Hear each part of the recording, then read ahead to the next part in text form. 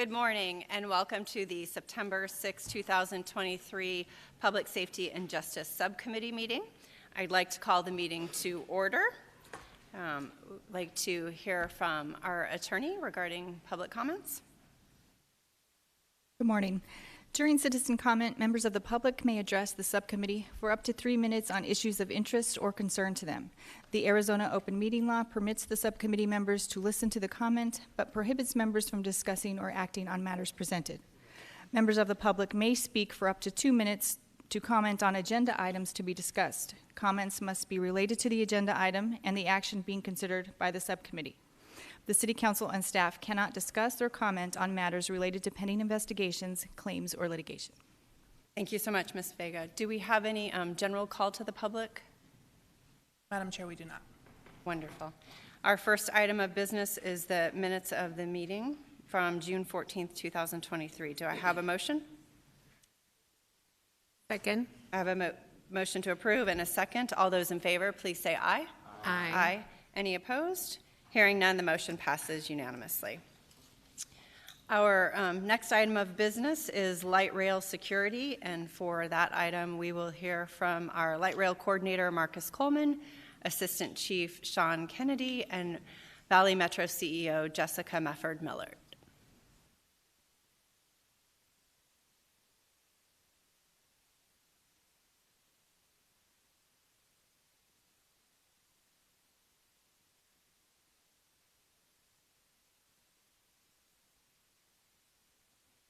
Good morning, Madam Chair, members of the subcommittee. Thank you for having us.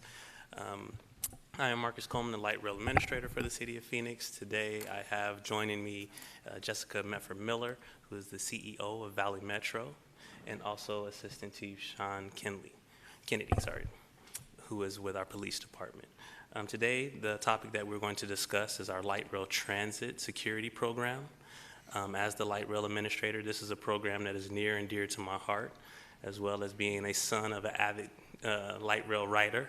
My mother is transit dependent, so she rides light rail quite often. This is something that I have a vested interest in. Today, we will walk through our partnership that we have through Valley Metro and our police department here at the City of Phoenix.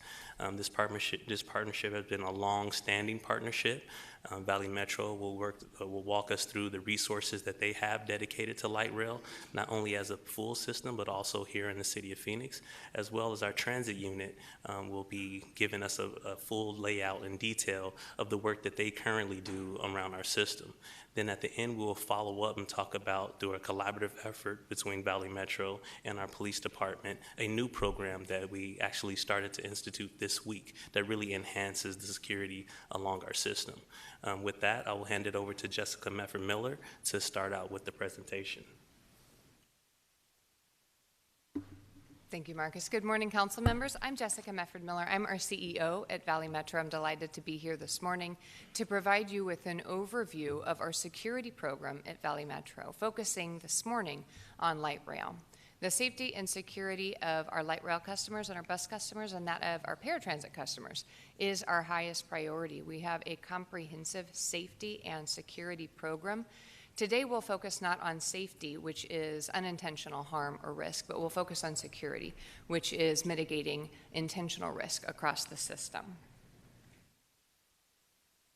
As a transit system, we face a number of different challenges and opportunities in the public space.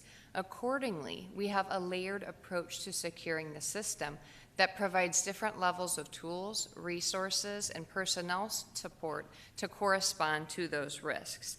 Aboard light rail, we have our See Something, Say Something program, Alert VM, and 911. I'll talk about each of these layers in turn over the course of the presentation. This is really customer-facing tools.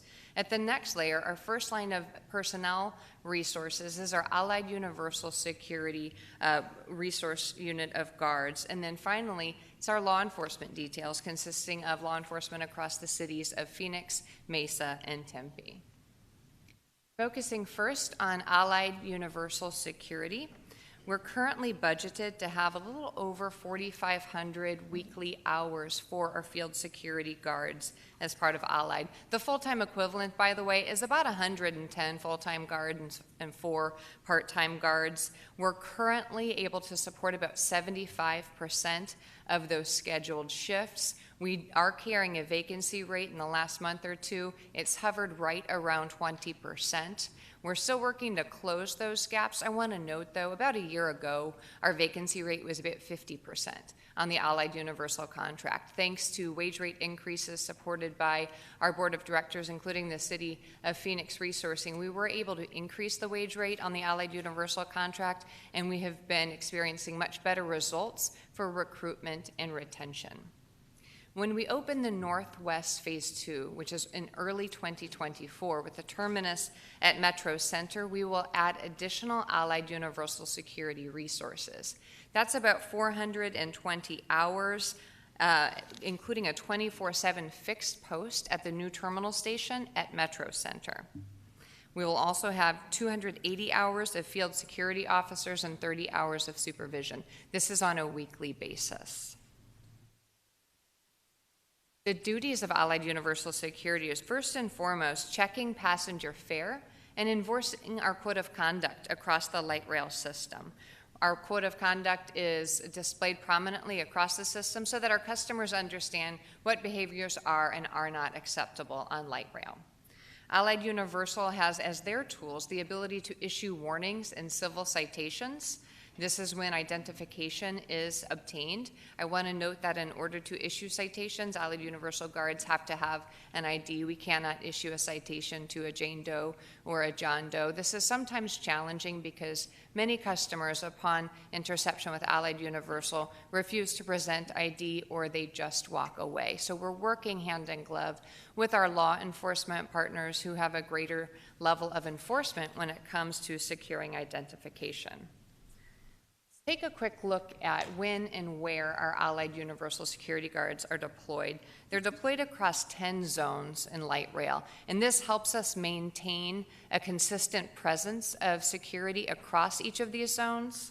Our guards are deployed in teams of 2, and that allows us to have presence on each one of our 2-car consists. They spend time on the trains and then programmatically off the trains at the platforms patrolling and then intercepting the next trains. We do have some instances where we have fixed posts at select light rail stations.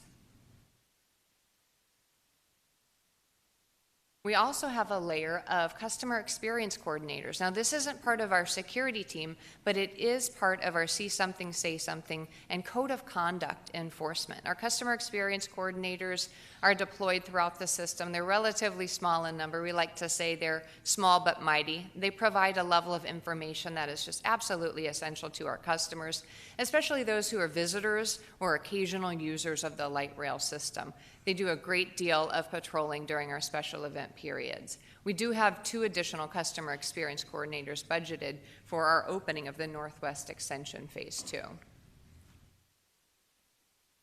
And then finally, our customer engagement layer includes our See Something, Say Something program. You'll find signage across the light rail system, including on platforms and onboard our vehicles, alerting customers of what they can do when they see something. We have an app that's dedicated explicitly to security aboard light rail. That's Alert VM. It can also be accessed in Valley Metro's app, by the way, which allows today users to plan and pay for their trip and now alert security within a single mobile application. Those contacts are delivered to our operations control center, which is staffed 24/7.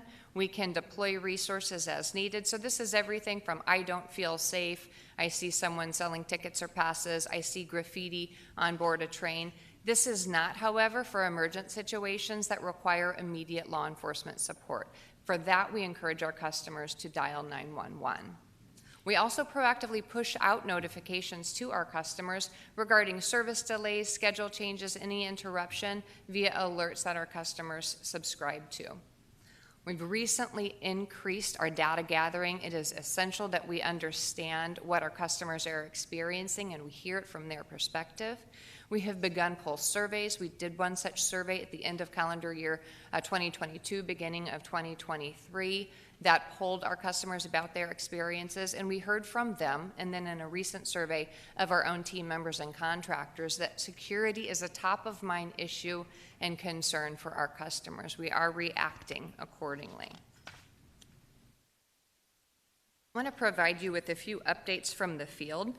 As of last week, our vacancy rate was about 28%, so we're doing just a little bit better than that with filling our shifts due to overtime and guards who are borrowed from other contracts. We also had 12 new recruits begin academy this past Friday. We're optimistic about that, and then we have another academy class starting very soon.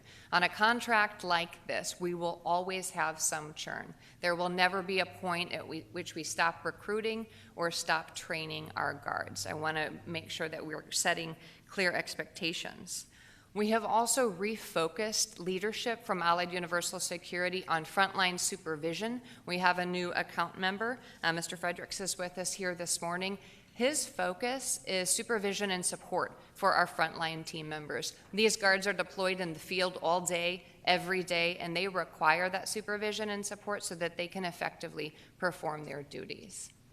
We've also begun, just this past week, I'm delighted to report that we're conducting light rail impact details now for all 3 cities. This is coordinated details between Valley Metro, including Allied Universal Security, and our law enforcement partners, including the City of Phoenix Police Transit Enforcement Unit. You'll hear more from them this morning. Let me tell you what this patrol plan looks like in terms of numbers. For Allied Universal Security, in the last 6 months, which ended in July, we had over 500,000 contacts. And what a contact is, it's a fare enforcement, and our guards are recording that with their handheld validators. Of those contacts in the city of Phoenix alone, that resulted in 18,000 removals from the system. Most of those removals were due to lack of valid fare. We're also issuing trespass citations. Sometimes this does require police assistance because we do have to have identification presence, and trespass does result in a suspension from the system, beginning with that service day and then escalating to longer periods of time for repeat offenders. I want to pause there and give you a moment with this data.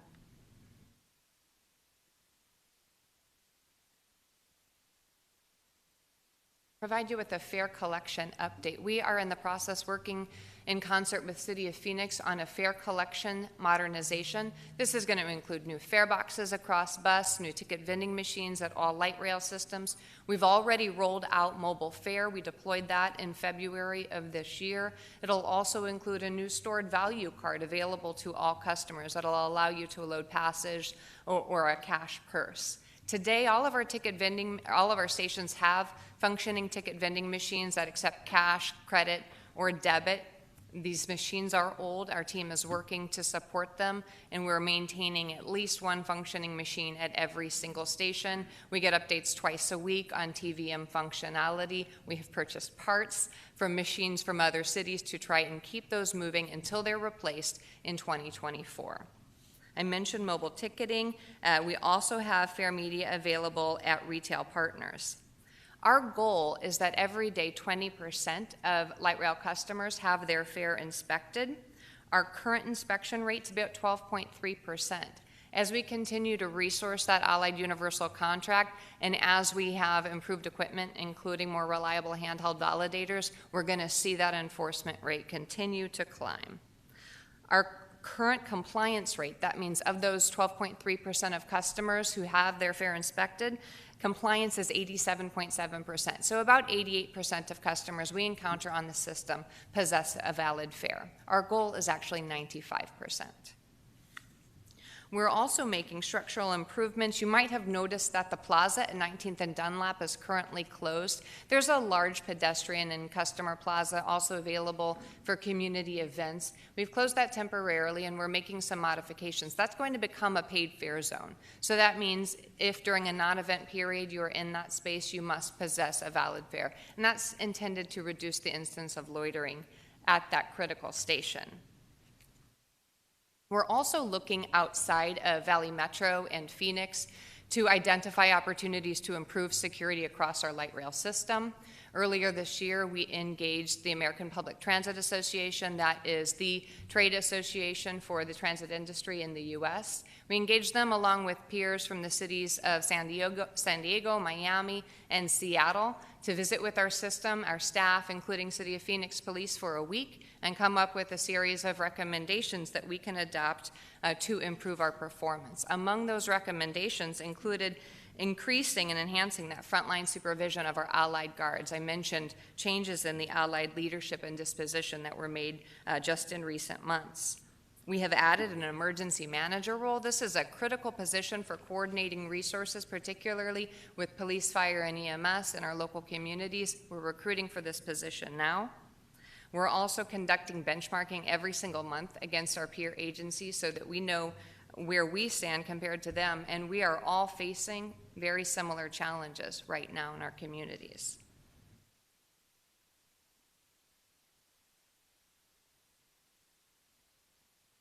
Future actions that you can anticipate, we're continuing to increase our coordination with our law enforcement partners. That includes some of the joint patrols you hear about this morning, data sharing. We were meeting with the City of Mesa earlier this week regarding sharing of our CCTV feeds into their real-time crime center so that we have more eyes on the system. We're also looking right now internally at potentially segmenting our Allied Universal Security team so that we can focus jointly on fair inspection and enforcement of code of conduct. And finally, we are working to incorporate engagement of human service providers. Many of our customers out on the system are experiencing homelessness or mental illness or substance abuse or some combination thereof.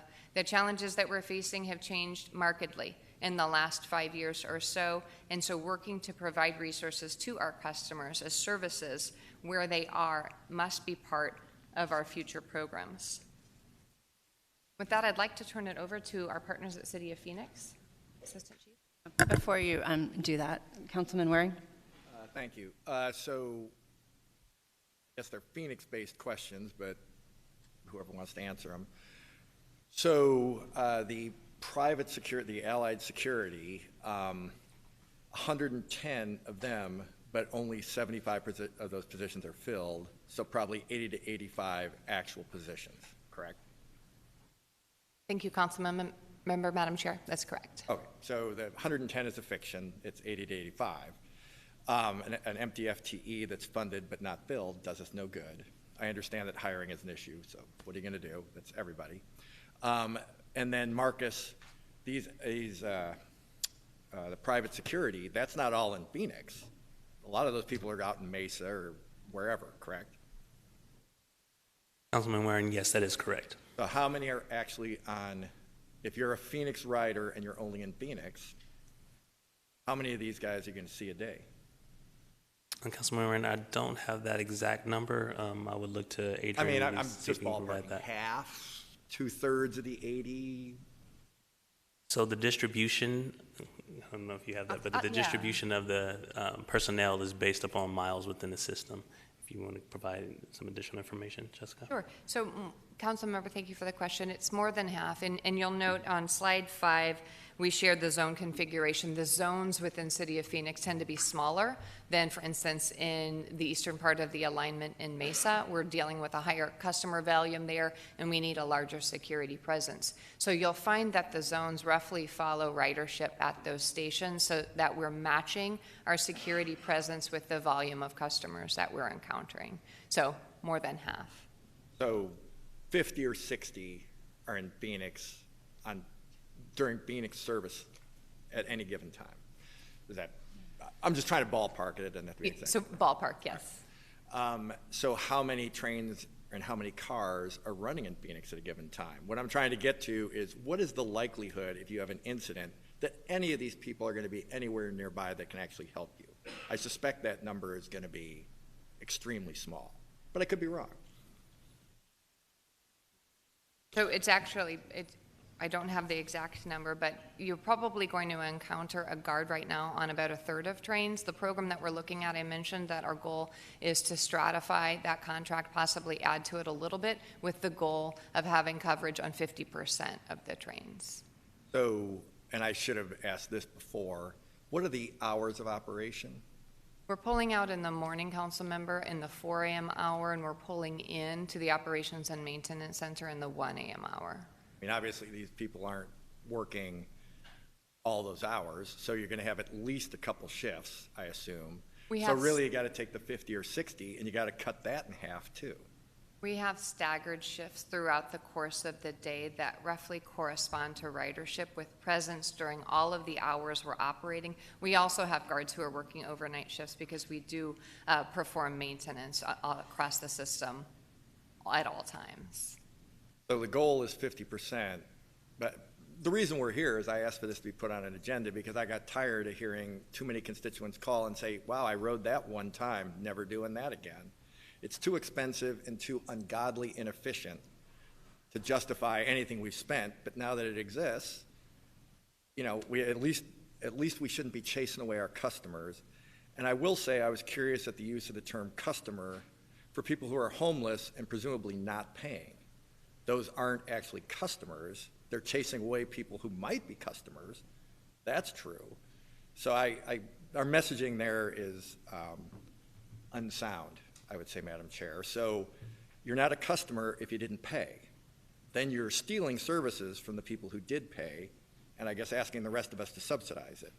And if you're harassing people who did pay and making them never use it again, leaving more cost to be picked up by taxpayers who never use it, I don't know how we'd ever explain that to anybody. So as a business practice. So the best we hope we can do, and that's assuming we can find people who want to do these jobs, we're having a hard enough time hiring actual police officers, is to get to 50%. So you got a 1 in 2 chance if somebody's vomiting on your shoes or threatening you with a knife or whatever. At best, we're hoping someday you might have a 1 in 2 chance that somebody's there to help you. Am I mischaracterizing somehow? Thank you for your questions, Councilmember Waring. I want to go back to, in the instance, since you mentioned vomit on the shoes and threatening with a knife. So we did share assaults on passengers over a 6-month period was 81 in the city of Phoenix. The overwhelming majority of these assaults are between individuals known to one another. The majority of those still are not cases where charges are pressed. So the idea that you as a customer, me as a customer, would ride the system and be assaulted or threatened is a mischaracterization of the actual experience, and the same is true of the vomiting. Now, of the customers that were asked for fare, of that 12.5% of customers, a little over 87% of them possess valid fare. So whether or not a person has a house to call home doesn't indicate whether or not they actually possess a valid fare. And so we can ask customers to leave if they do not have a valid fare. If they have a valid fare, then they have a right to be there on that public conveyance. So I don't think I said all the people who are homeless didn't pay, but I think the likelihood is high. If you're homeless, I'm guessing you're less likely to pay. I'm saying the 13%, whatever their situation, who didn't pay, they're not customers. I mean, if you go to Sprouts and you steal some stuff, are you a customer or are you a criminal? I don't think that's a debatable point, but society's changed a lot in my time on this planet, so who knows. I will also say, if I'm in a car and one person's attacking another person, whether they wind up getting charged or not, if it's a fist fight, if it's a knife fight, if it's a whatever, I'm not going to feel safe. So to say that, well, they're attacking each other, so you'll be perfectly fine, oh, okay, well, I'm not sure I'm going to be using that mode of transportation again. Maybe other people are like, no, I feel great about that, but I wouldn't feel great about that. If I had my family with me, I definitely wouldn't feel great about that. So again, I'm sorry to take issue, but these guys are used to me, you're not, so sorry I'm such a jerk. It's probably why I was single so long. But I guess I would just say this, the idea that this is great for everybody, that's not the feedback I'm getting. I just had one call too many where people are telling me, I rode it once, there was vomit everywhere, people were acting crazy, it was just completely out of hand, and the only thing I can tell them now is maybe someday there's a 50-50 chance there's going to be somebody there to help you. Right now, what would be that percentage be now? Like the chances that you actually have somebody there who's going to try to put a stop to whatever's going on, whether they're a police officer, I think there are only 4 of those, right? Or an allied security person. If we know that 50% is the goal, what's the percentage now? So, Madam Chair, members of the commission, just as Jessica earlier mentioned, right now about 1/3. So you have a one-third chance. 1/3. One thing that I wouldn't feel great about saying, hey, family member, go get on that. If something happens, I guess maybe something won't happen, or there might be somebody there to help you. There's a 1 in 3 chance of that. I can see why I'm getting the calls that I'm getting. So I want to clarify. So the way the guards are deployed is that they're mobile. So they're on train. So two-person team, 1 on each 2-car consist. They ride and then they alight at a station, they patrol the station, and they get back on the next train. So if you're riding a train from 19th and Dunlap to here in downtown, at some point along your journey, you're going to encounter at least one of those teams for a portion of your trip. So it's not your entire ride. They're not stationary on the cars. So I want to make sure that that impression is clear. Thank you, Council Member, Madam Chair. So for the majority of my trip, though, Madam Chair, there probably isn't going to be somebody in the car. And if an emergency happens, or if I'm being harassed or something, it only matters if somebody's there right then and there. What happened 5 minutes ago when everything was fine is completely immaterial to me as a customer. The only thing that's going to matter is there somebody here to help me right now? No? Well, I guess I'm going to have to figure out how to deal with this myself then. And that's been the experience of the people who have called. I was left on my own, nobody came to help, the car was a mess, it was absolutely disgusting. I was like, why am I doing this? And I'm never doing it again. Word of mouth is a terrible thing. Ask any bad movie that's ever been released. So I'm just saying it would be nice if we could get up to 100%. Obviously that's not realistic. There are people who say, why don't we have police officers in every car? Because that would be all the police officers that we have. The 110, I would argue we shouldn't be putting that number out there because really it's more like 80 to 85. I understand that's a fluid number, so it can be changing. And then, of course, with shifts and so forth, maybe there are only 40 or 50 who are in Phoenix, and then you got to cut that back for the shift work, so maybe cut that in half. And then, of course, people are sick, they're on vacation, and so forth. Sounds like the 80 to 85 is kind of where we start as a hard number, and you just chip away at that. I think what you're telling me is at Phoenix at any given time, these trains that we're seeing ride around, there might be 20 security people out there at any one time, maybe 30 at any one time. That if I knew those statistics and I was thinking about taking my family to a ball game or something, and I'd heard any of these stories for sure, the unenlightened might be like, oh, okay, I'll try it. Oh, wait, whoa. I'm, this is a really expensive product that doesn't really move that many people in the grand scheme of things. It certainly didn't take people off the road or anything else that was sort of indicated was going to happen. But it would be nice for the people who at least want to try it, that we make it a better experience than it is. So I guess 50% is better than 33%. But the chances, what I'm hearing, the chances that you're going to have somebody to help you if it goes bad on your trip are pretty minimal. So, Madam Chair, members of the commission, in response to that, what I would say is that's one of the reasons that we're here today providing this update. I appreciate that. We know that we've heard these concerns. As Jessica mentioned, they've done a survey of their existing traveling community. We've also have had several conversations with yourself and other offices, express your concerns. And so that was the impetus to us to make sure that we were looking at all the available resources that we have available. Knowing that our transit unit currently has vacancies within their unit, as well as Valley Metro having vacancies, they have taken steps to increase not only their wages, but also their recruiting efforts to make sure that they can fill those vacancies. But on top of that, it was a time for us to come to a collaborative effort to say, how is our existing programming working and how can we make it better? What can we do to improve our existing program? What can we do to make sure that we're using those resources efficiently? And so I feel like that was something that was been able to bring to the table today through a collaboration through Valley Metro and our police department. And so we'll talk about that later on in the presentation, but we're still more than happy to answer any questions that you may have. I appreciate that. I appreciate you're trying to make it better. I also realize this is not a mess of your personal creation. I will say these are things that should have been thought about long before this system was set up. I think Phoenix repeatedly told people, oh no, it won't bring people that would normally be in your neighborhood to your neighborhood. I think the folks over by 19th Avenue would probably have interesting things to say about how this has changed their neck of the woods. They can speak for themselves, but certainly they've spoken to me about it loud and clear, even though it's not in my district. Certainly business owners in that neck of the woods have spoken to me loud and clear about how, boy, we had a pretty nice setup over here before, and now I've got people defecating outside my office window. That comes from a doctor who's over there. Had to hire security for my parking lot. He's called me multiple times. He and his dad have been doctors in that office for 40-something years, and it's just a completely different experience for them now.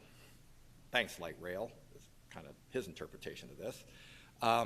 I would also say, what year was it? We had to have a vote because the city charter precluded us from hiring private security services, correct? So didn't we have to put something on the ballot maybe 7, 8 years ago or something, Marcus, to be allowed to hire security? So for a while, there was nobody who was securing these cars, correct? Madam Chair, members of the subcommittee, the vote was actually to allow for the private security company to issue civil citation. So that was to give them the authority and the ability to write those civil citations. So they were more or less powerless before. Yes, that is correct. And now they've got a little bit of power, but still. I mean, this is just something that the city, I thought, extremely naively at the time, and I'm not a Johnny-come-lately on this, I was critical at the time. You know, nobody saw this future. Now, they didn't see the future where it would be hard to get people to work in these jobs, but that's a more recent phenomenon.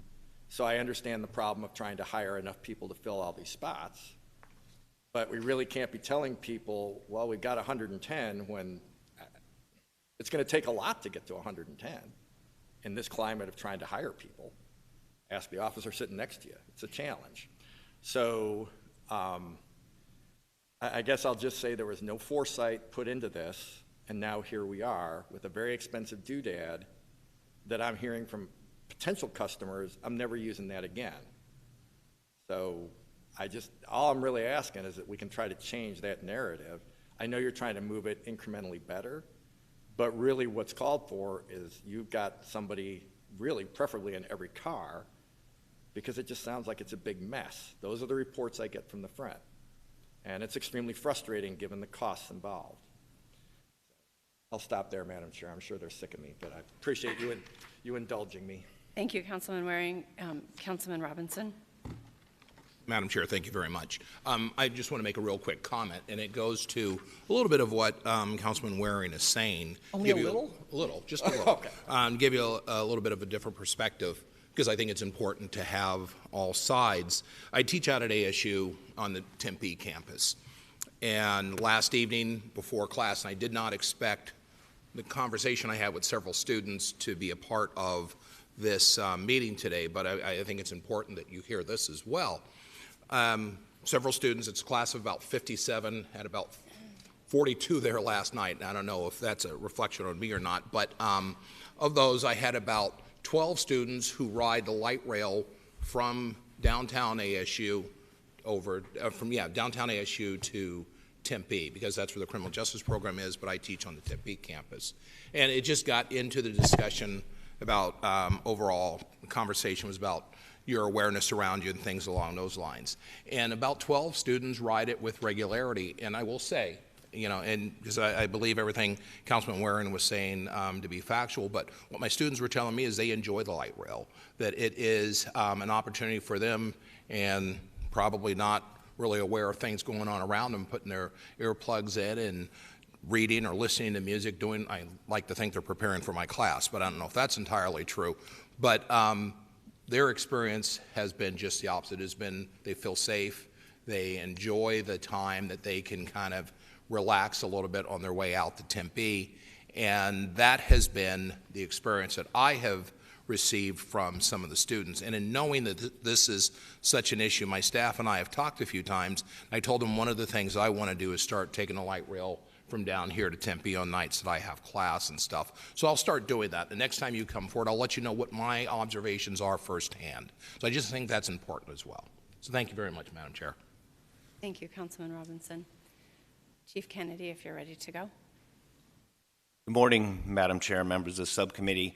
I'm going to give you an update on the police department's efforts, specifically our transit unit's efforts to provide safety and security along the light rail alignment, including the trains and platforms.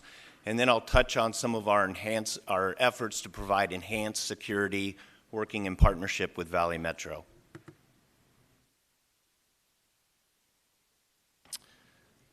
Phoenix Police Department's transit unit is the only dedicated unit to public transportation in Maricopa County. In addition to their daily duties, they provide additional presence along the light rail 8 to 9 times per month. The transit unit responds to all calls for service related to the light rail, investigates all crimes associated with the light rail, and provides a proactive presence.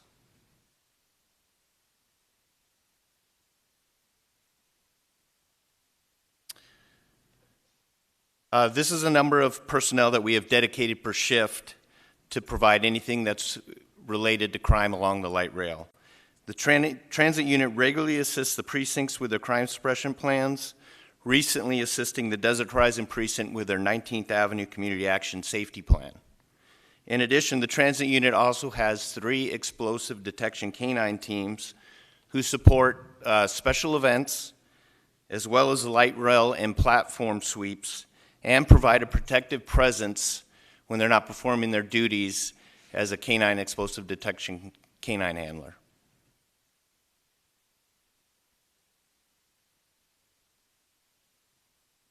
Listed on this slide, you'll see some of the statistics from the transit unit's efforts along the bus routes and light rail.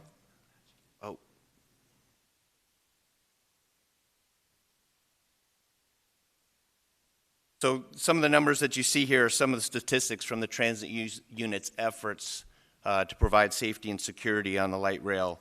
One of the unique features of our transit unit is they keep and conduct all follow-up on the majority of criminal cases involving public transportation. So if there's a crime that occurs on the light rail, not only do they take that initial report, but then they're going to do all follow-up, and if there's any suspect follow-up or any other information that needs to be tracked down in relation to that case, they are going to perform all those duties. Their efforts have resulted in a 94% clearance rate on all cases related to public transportation. So a majority of the crimes that, as you'll see here, that they end up investigating are in relation to drugs, criminal damage, and assaults. And with that, knowing that they need to focus on those areas, it helps them focus those efforts to address specifically those crimes that they see on a regular basis. So I think we're all aware of the success the City of Phoenix had in relation to the planning, preparation, response to the Super Bowl. The transit unit, in collaboration with our partners at Valley Metro, were a big part in ensuring the safe transportation of the large crowds into and out of the downtown area. Knowing there'd be increased ridership on the light rail system, the transit units focused their efforts on the high-volume transit centers prior to and during peak ingress and egress times. This provided for an elevated level of safety to support the increased ridership during the events.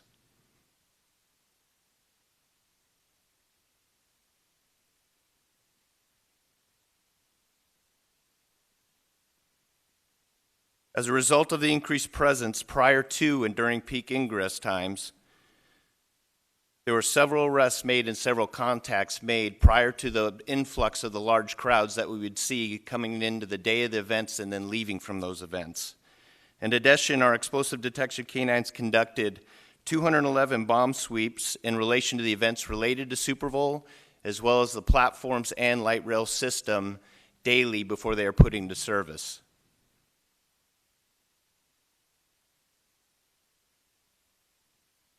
So combining some of the lessons learned from Super Bowl with our current efforts, the police department, along with our public transit and Valley Metro partners, look to establish an enhanced light rail security plan to provide a consistent, safe, and secure environment along the light rail. The staffing to support that plan includes a combined effort between the transit unit and the Allied Security team. By combining resources, the plan will address code of conduct, transit civil violations, as well as any crimes that occur.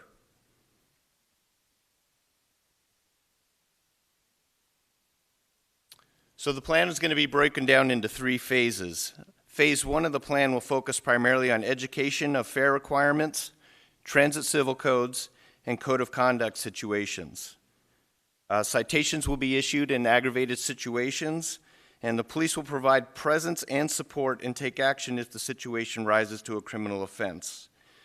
So we've currently already initiated phase 1 of this process. We're about 2 days into it, and currently in those first 2 days alone, through all those contacts, it's resulted in 36 citations, 16 arrests. Majority of those citations have been for fare violations, and a majority of those arrests have been due to warrants associated with the records check in relation to those fare violations. So while this phase 1 is going on, the transit unit also has responsibility to provide safety and security along our bus routes too.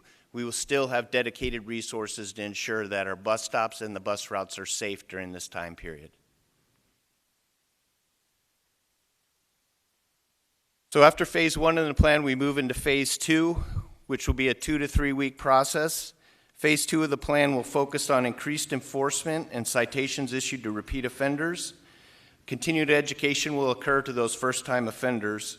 Police will take actions in situations that rise to a criminal offense, as well as provide support of Allied Security during their contacts for civil and code of conduct violations.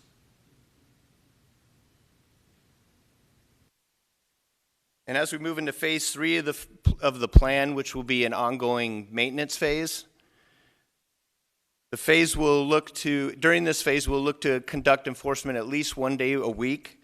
Additional days will be added as needed based on crime data, as well as community concerns. The plan is built to be flexible and can be moved to different platforms as needed. And as we move into this, this plan is built, like I said, to continue to be adjusted based on the needs and based on what we're seeing from crime data. And with that, I'll be happy to answer any questions. Okay, council members, we have 4 public speakers on this item, and so now that the presentation is over, I would like to allow them to speak, and then I'll move back to council members for their questions and comments.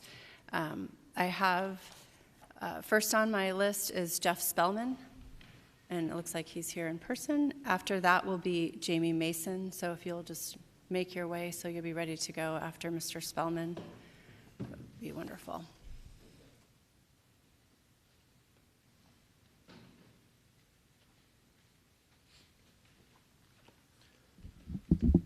Good morning, Councilwoman O'Brien, Councilman Waring.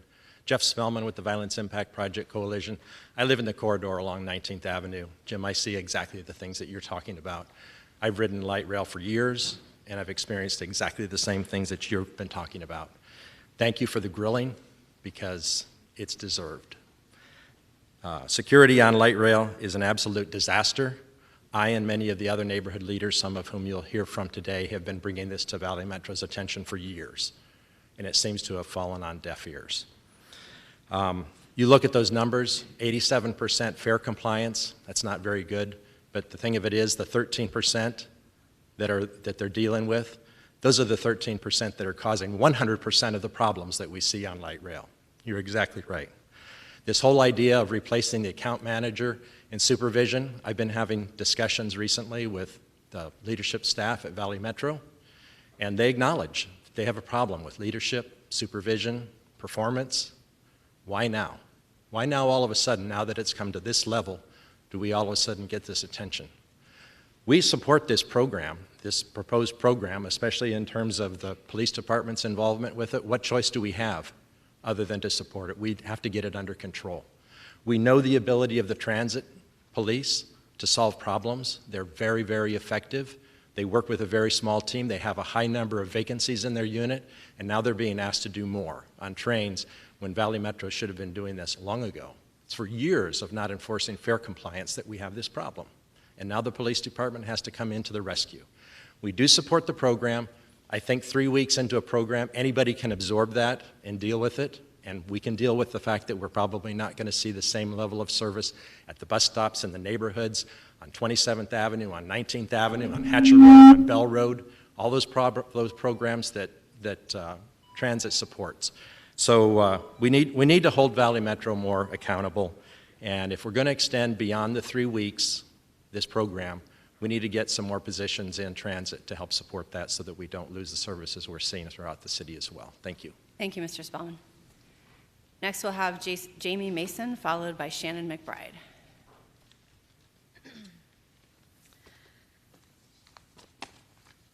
Good morning, I guess.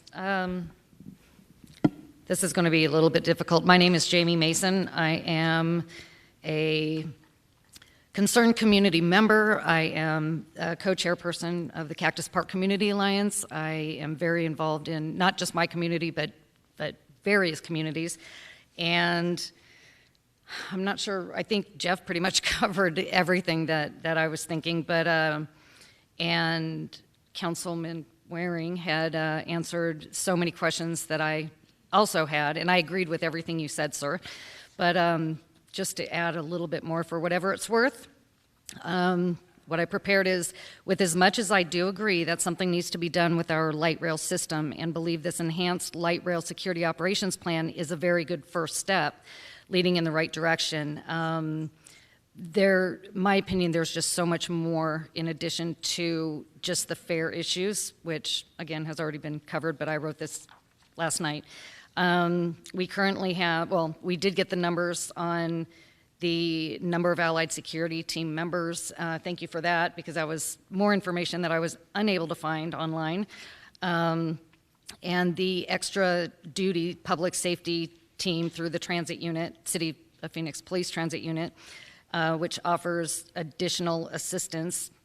That's another thing. I support that. But one question, well, I did have a question about that can wait. But once this operation concludes, and this is my point, the plan is to assess the data gathered during the operation and then put the officers, detectives from the Phoenix Police Transit Unit in to help with continued enforcement. That is what I'm wanting to speak, or that's what I am speaking against. I live in North Phoenix. I live 1 block from I-17 on a street where many drug users and homeless people live, sleep, congregate at 4 to 5 bus stops. The transit unit has been phenomenal in fixing that. And it seems somewhat lasting, but they have other 3,995 other bus stops that they do that with throughout the entire city, and that's a lot of work. The bottom line is that our city cannot afford to lose any one member of the transit unit to deal with something that we have already poured millions of dollars into a security company to handle for us. Thank you, Ms. Mason. Thank you. All right, next we have Shannon McBride, followed by Darlene Vallow. I hope I pronounced your name correctly. Good morning. My name is Shannon McBride. I'm a community leader in the light rail corridor of Central Phoenix. Currently, I serve on the North Mountain Village Planning Committee, the Community Transportation Commission, and the 19th Avenue Safety Committee for the City of Phoenix. I'm also part of the Transit-Oriented Development Team for Northwest Phase 2, and I lead community development efforts in both the 19 North and Metro districts. These efforts put me in contact with stakeholders in the light rail corridor, and I'm here today to representing their concerns. Let me begin by stating I believe that at the root of the criminal activity that haunts our communities is an opioid crisis. Illegal drug distribution has brought deadly poison into our city and a myriad of destructive crimes that are hurting our businesses and our neighborhoods. On a regular basis, I hear stakeholders in the corridor express their fear, anger, frustration, and grief over these crimes and their impact to the community. To validate what I was hearing, I recently sent out a public safety survey through neighborhood leaders and business alliances within the light rail corridor of Central Phoenix, groups along 19th Avenue from Camelback to Dunlap Avenue. The survey asked participants about their experiences with and perceptions of safety on and adjacent to light rail and the impact of light rail system to their communities. Within the first 24 hours, I received over 350 responses. 90% of the respondents indicated they live within 1 mile of the light rail. in answer to the question, how safe are light rail stations and platforms in your community, with 1 being not safe at all and 5 being extremely safe, the average response was 2. 305 of these original respondents took the time to write in their own comments, and of those comments, 98% described their frustration with the criminal activity in the area, and most associated the crime with the light rail transportation system. Their responses were quick, and their message was consistent. I am certain that if I continued to distribute the survey, the responses would not vary much from what has been already collected. Businesses and residents and landowners in the light rail corridor of Central Phoenix are asking us to prioritize safety improvements in their community. I'm here today to ask that Valley Metro and Phoenix Transit PD lead efforts to facilitate a new collaboration with a shared ownership to improve light rail safety corridor, not just for a short time, ongoing. And I have more, but thank you for your time. Thank you so much, Shannon. Ms. Darlene Vallow?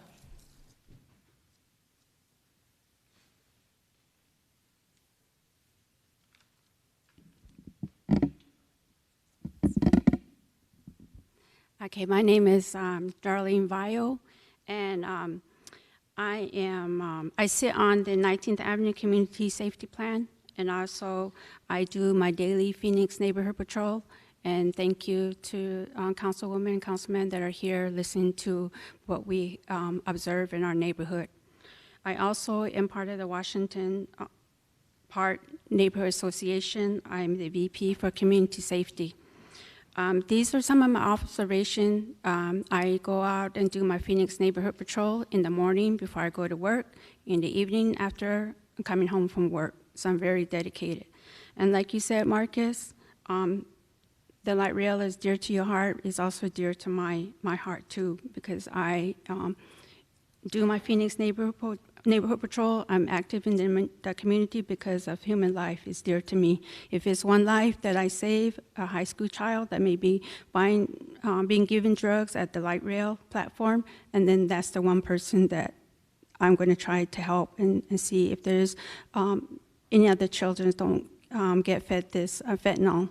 So my observation as of yesterday, and I mind you, I do Phoenix Neighborhood Patrol down the corridor of 19th Avenue from Camelback to Northern. Sometimes when I have time, I'll go further down to Dunlap. But as it's yesterday, there's drug deals taking place on the platform, 19th Avenue and Montebello. Individuals taking baths at the water fountain, 19th Avenue and Glendale. And there's individuals that are on the platform, 19th Avenue, Camelback, 19th Avenue, Montebello, slumped over because I'm sure that they have taken some fentanyl. And this is a daily observation that I see when I'm out on Phoenix Neighborhood Patrol. And there's also alcohol use, and there's open container, and there's fights on the platform. These are some of the things that are current that I see daily. So somehow or another, this needs to stop. And I've asked at one point with an individual who's an employee of Valley Metro, I informed him about the see something, say something. I was told by the individual, well, what does that consist of? So I'm going to continue to do my Phoenix Neighborhood Patrol. I'm going to continue to look out for my community, and I appreciate it, Councilwoman Betty, for always being there to support me. So thank you. Thank you for your comments. Are there any other public comments on this item? Madam Chair, there are not. Okay, thank you very much. So we'll go to Councilwoman Guardado. Thank you, Chairwoman, and also thank you to everyone for putting this plan together. Just to start with, I am very supportive of light rail, but I've also heard a lot of the concerns from the community and what's been happening. I think I've had this conversation with Lori, I've had the conversation with Jeff, I've had it with our last city manager in terms of how do we make light rail safer. I know that when I was knocking on doors, when I was first running for office, that was one of the big concerns, and we're talking 2019, when folks started talking to me about the issues on light rail, about safety, about everything that was happening around the light rail. And I see the plan, and I think it's a good plan. I don't see tons of issues with this plan and what we're trying to implement. I think it's great. My only challenge with this is that it's going to be really hard to implement, not because there's not the desire from Valley Metro or from our police department, but we just don't have enough people, right? So I'm just a little concerned, just like some of my other colleagues, sitting here, that we're putting together a plan that's not probably going to work to a full effect. And the reason that I think that is because our police department continues to struggle. I mean, we still have a huge shortage on police officers. Our transit unit is amazing. Love you guys for all of the hard work that you guys do every day. I know that we get really positive comments on the great things that are happening on 19th Avenue and on 27th Avenue. But I think, we always rob Peter to pay Paul.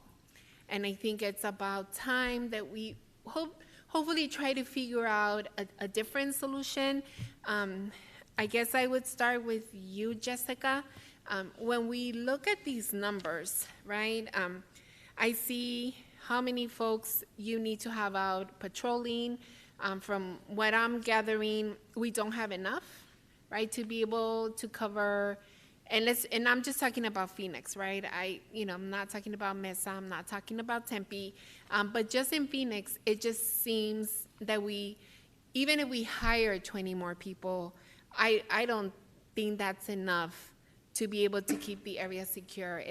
Is that true?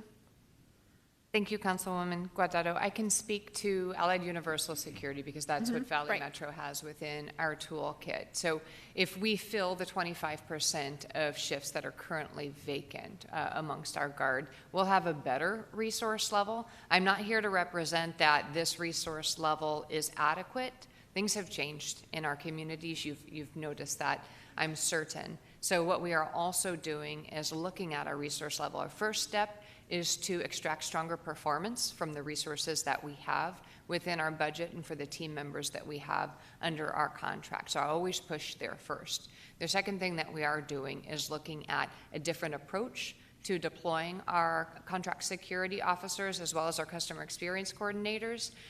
We will propose a revised approach first to our board of directors, which includes, of course, City of Phoenix, for their consideration. It's going to take more people, though, so that's additional budget. But our greater challenge right now, is I think we've all realized, is the available personnel resources. So again, it's first pushing, making sure that we've got the tools we need, recognizing that the tools in our toolkit and the way we've done it in the past is not adequate for the environment we're experiencing today. I can't speak, Councilwoman Guardado, Councilmember Waring, I can't speak to where we've been in the past, but I'll tell you, in the 17 months I've been with Valley Metro, we have been leaning into security. I'll not deflect the critiques that have come from this subcommittee today or from our customers, our team members, our member of the public today, but we're looking at different tools and strategies, including, I mentioned some of those social services, layering that security approach, and then leaning in and partnering with our law enforcement partners to handle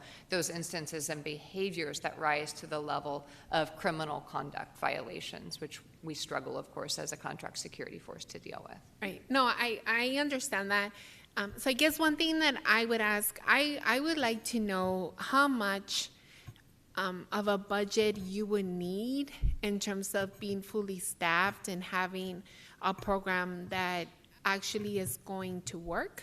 I would just I'm just curious to see what those numbers would look like, for you to be able to have enough security, for you to have enough of. And look, and it's a different problem than it was in 2019 and earlier than that. I mean, now it's a bigger, different crisis. And I think that I would like to see, like in a perfect world, what type of budget would you need to really be able to cover all these issues. I think that's one thing with Valley Metro. And then in terms of police, I mean, what are we not going to do in order to be able to service the platforms and everything else around light rail? Do we know more or less where we're going to be taking from to be able to help this situation? Councilwoman Gordado, Madam Chair, members of the subcommittee. So we've dedicated additional personnel to help support this project. So we have members that are currently in the transit unit that are going to support this mission, but we're also adding additional personnel on a temporary basis to help support what we're trying to do to enhance the security on the light rail. And for you, I guess my same question would be, I would like to see numbers in terms of how much it's going to cost the police department, how much is that going to go additionally onto our budget if we were to fully staff, what needs to be staffed to be able to support Valley Metro and the concerns that our constituents have. Like, I would like to see those numbers. Maybe Chairwoman at a later meeting, just like a report on that. And part of the reason I'm saying that is because I've been saying now for a couple of years that we need infrastructure on the light rail. I think, Lori, you and I had this conversation, that we need to enhance our infrastructure. I mean, I know that I've been in cities where there's not a way where you can actually get on the platform unless you've paid a ticket and you've gone through security and, you know, you've gone through like a check. And I would like to see what would that actually, how much would that cost us? And everyone keeps saying, no, it's a lot of money, we cannot do it, it's too much. But then at the same time, we're putting together a plan that's not really gonna work, not because we don't want it to work, but because we just don't have the manpower to be able to make it happen. So I would like to see those numbers. I want us to compare those numbers to see if it would be just a much better idea to do the infrastructure enhancements that we need to do at the stops in order to be able to keep our light rail safe.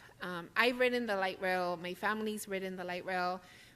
We have a mix of experiences on the light rail, and I just want to make sure that we can get to that place and come up with a real, like a more concrete and real solution that also doesn't take away from our police continuing to patrol the streets and the programs that we continue to put out there. Because now we have a plan on 19th Avenue, we have a plan on 27th Avenue, and there's a lot of good work that's happening there. And now I'm a little nervous that now we have a different crisis and now we're moving stuff around, and what happens to those other areas. And our police officers can only give so much. So I hope, you know, that we can look at those numbers and have a follow-up to this meeting on what would it cost to make those enhancements, Lori? I mean, what would that cost to be able to do that?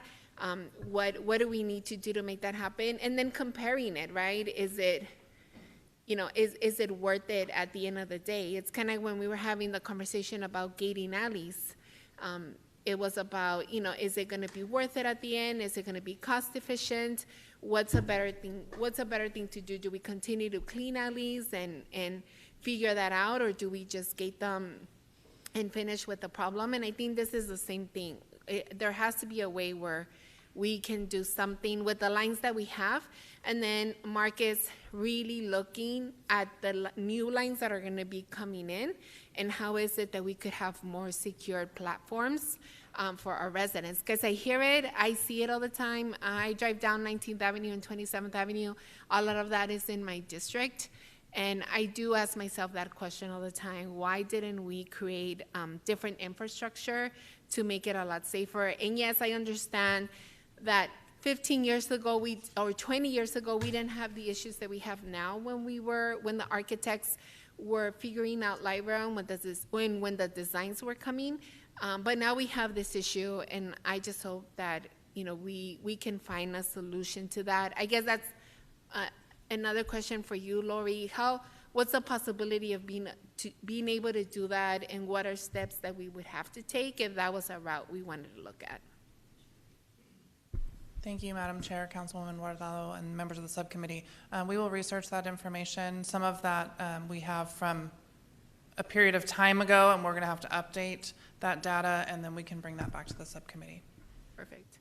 Well, thank you. And again, thank you guys for the plan. I know that everyone's heart is in the right place when it comes to wanting to solve this issue, but I think we're also presenting a plan that we're gonna do, just because I don't think we have the manpower to be able to put this together the way we want to, and hoping that we can find different solutions to the problem. Thank you. Thank you, Chairwoman. Thank you, Councilwoman Guardado. Can you tell me, please, Ms. Mefford-Millard, how many, your chart 9 says that there were total contacts of 575,000 plus. How many riders during that same time period? So on a typical day, on a typical Tuesday, it's going to be a little over 30,000 riders during that time period. I'd love to be able to come back and give you the total figures per month, but it'll be bad math. Let's assume each day is the same. So about 30,000 per day? Yeah. Okay. So these, the removals, trespass, assaults on passengers, are these all by the Allied Security, or does this also incorporate Phoenix Police Department work in the Phoenix area? Madam Chair, members of the subcommittee, the removals are primarily, most all of them are Allied Universal. Okay, and so that does that mean Allied's asked somebody to leave and they voluntarily left? Yes, so it's a combination of both. So Allied Universal, by mere contract, so they have agent authority as Valley Metro, so they can require people to leave the system, leave the platform. So those that comprise the majority of the removals are folks that don't have fare or violating the rules or code of conduct, and they're asked to leave the system. So they can require them to leave the train. We cannot require, there's no requirement for a rider to provide ID if asked for it, correct? Madam Chair, no, that is not correct. They're required to provide ID. Yes, they are. Not in many cases do they present the ID is the problem. Okay. Madam Chair, I'm sorry, I didn't mean to interrupt you, but I just want to make one point of clarification. I was just informed that the assaults that are reported on there are not reported to the police department. Those assaults have not been reported to the police department. Okay. I'll get back to that in a second. Earlier, when talking about where the staff and personnel were related to security, you made a comment about higher customer value. And so when Councilman Waring asked about where the security personnel were on the train, and you referred back to the map that shows the different segments and the colors, there was a comment about a higher customer value and having security guards there. So could you help me understand what that means? Volume, V-O-L-U-M-E. Higher customer Not value, V-L-U-E, yeah. Higher customer volume. So if there are more riders, there's more likely to be security or PD. We have a higher density of Allied Universal Security presence. Okay. All right. In our update that we talked about the transit unit and how many, I believe it's positions, because I'm guessing that not all positions are filled. It's not on one of the slides, but it was in our packet about the makeup of the transit unit. How many vacancies are in the transit unit? Oh. Madam Chair, members of the subcommittee, so historically we've had up to 16 sworn positions in the transit unit. Currently we have 10.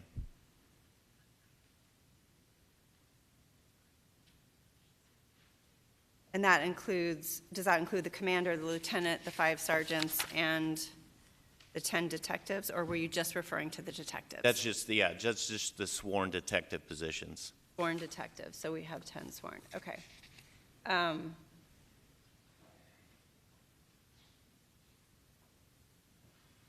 What is the protocol when the Phoenix Police Department or one of the Allied security guards asks for the train to stop because of a safety issue? Madam Chair, members of the subcommittee, for a violation on the train while the train is moving, so the Allied Universal can alert the operator via dispatch control over to OCC, which is Operations Control Center, or pushing the POIC button, which is a passenger kind of intercom system, to let the operator know they have an issue on the train. And then they need the train to dwell and have the person leave the train. The person refuses, PD have to be called if the person does refuse. So if somebody calls operations or gets to whatever that second level is, it sounds like you've got to get to another level before the train gets stopped. Does the train always stop when asked to be stopped? The train must stop at every platform, so the train cannot stop mid-platform. Okay. But when the officers are requested, we have had operations control, depending on the location and sometimes some delays with schedule of service, if they could meet PD at the next platform. That's a potential, but ultimately we'd want the train to be held, keeping in mind that the trains behind that train are also being held and delayed until PD responds. So there's a balance there with operations. Okay. I hope that we're taking into serious account when PD or security asks for a stop at the next platform, so that we can ensure that they're able to get there and do whatever enforcement they need to do. Yes, absolutely. It seems inconceivable to me that an operations person might be able to override the Phoenix PD's request to be stopped. That is not what happens. So if we need to stop the train, we'll stop the train. Again, not immediately, because it must actually stop at a platform, but yes. I do understand that, but obviously somebody knows where the next platform is, and it makes most sense that we would stop at the most immediate next platform, and that somebody in operations would not override one of our police officers in a need to be stopped at the next one and stay stopped until our officers can get there. Okay. I am thankful to our transit unit for all that they do across the city. That is probably amongst, I guess, one of the other things, which is my community's love for the Phoenix Police Department and the Phoenix Fire Department, is I hear next probably most about the transit unit and all the work they do. So kudos for your 94% closure rate on your cases and all that you do in our community. I too share my fellow council members' concerns about robbing Peter to pay Paul. I know we need to do this because folks need to know that if they're going to ride the light rail, that they must pay a fare, and that will be enforced. They must follow the rules or forego their privilege to ride the light rail. Additionally, I am concerned about how we are going to do this long term. I look forward to seeing the budget that talks about what services, what additional resources Valley Metro needs, but I'd also like to know, under our current contract, what it's called for security. I'd also like to know how Valley Metro responds when community members bring concerns to you all. Yes, Madam Chair, members of the subcommittee. We get concerns sent to us, obviously, from district leads and staff via email or direct phone calls. Conversation with Jeff Spellman just this week on Tuesday, and talking regularly with Shannon McBride, attending community meetings. If a member of the community does have a concern or an issue, we research these issues. We are able to archive video footage from platforms, pull train video if there's a concern on the train. We want to obviously look for evidence of what occurred. If it's definitely something that Allied Universal is responsible for, holding them accountable as well.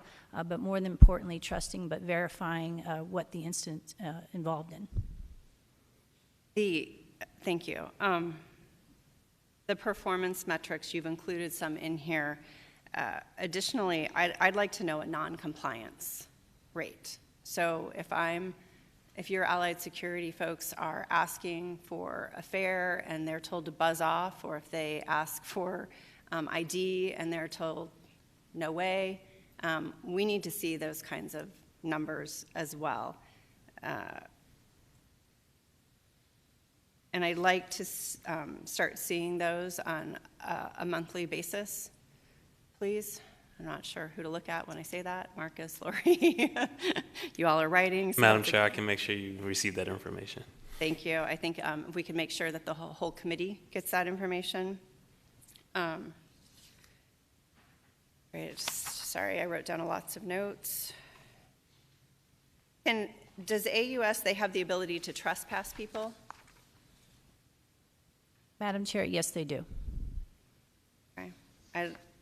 And is that's this trespass number? Your numbers are all AUS numbers, correct? They do not include Phoenix PD numbers? Madam Chair, members of the subcommittee, the removals where the individuals comply, where Allied Universal has asked them or removed them, yes, absolutely, those are Allied Universal. When they refuse, and PD does have to be called, we halt the system, stop on the platform. That is when PD is possibly necessary to enforce the trespass. The person has refused up until the point PD is called and present on the scene. Okay. I'd like a better delineation to know too here when PD is involved and what their stats are as well when you're doing that.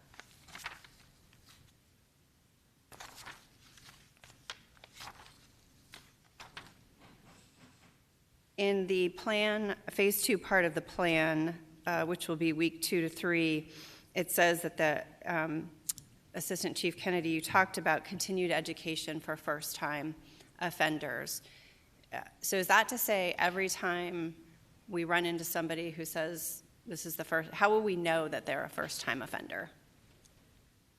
Madam Chair, members of the subcommittee, so I think the hope is that when we make these contacts that people are compliant and seek fare when they're asked to have fare on the light rail.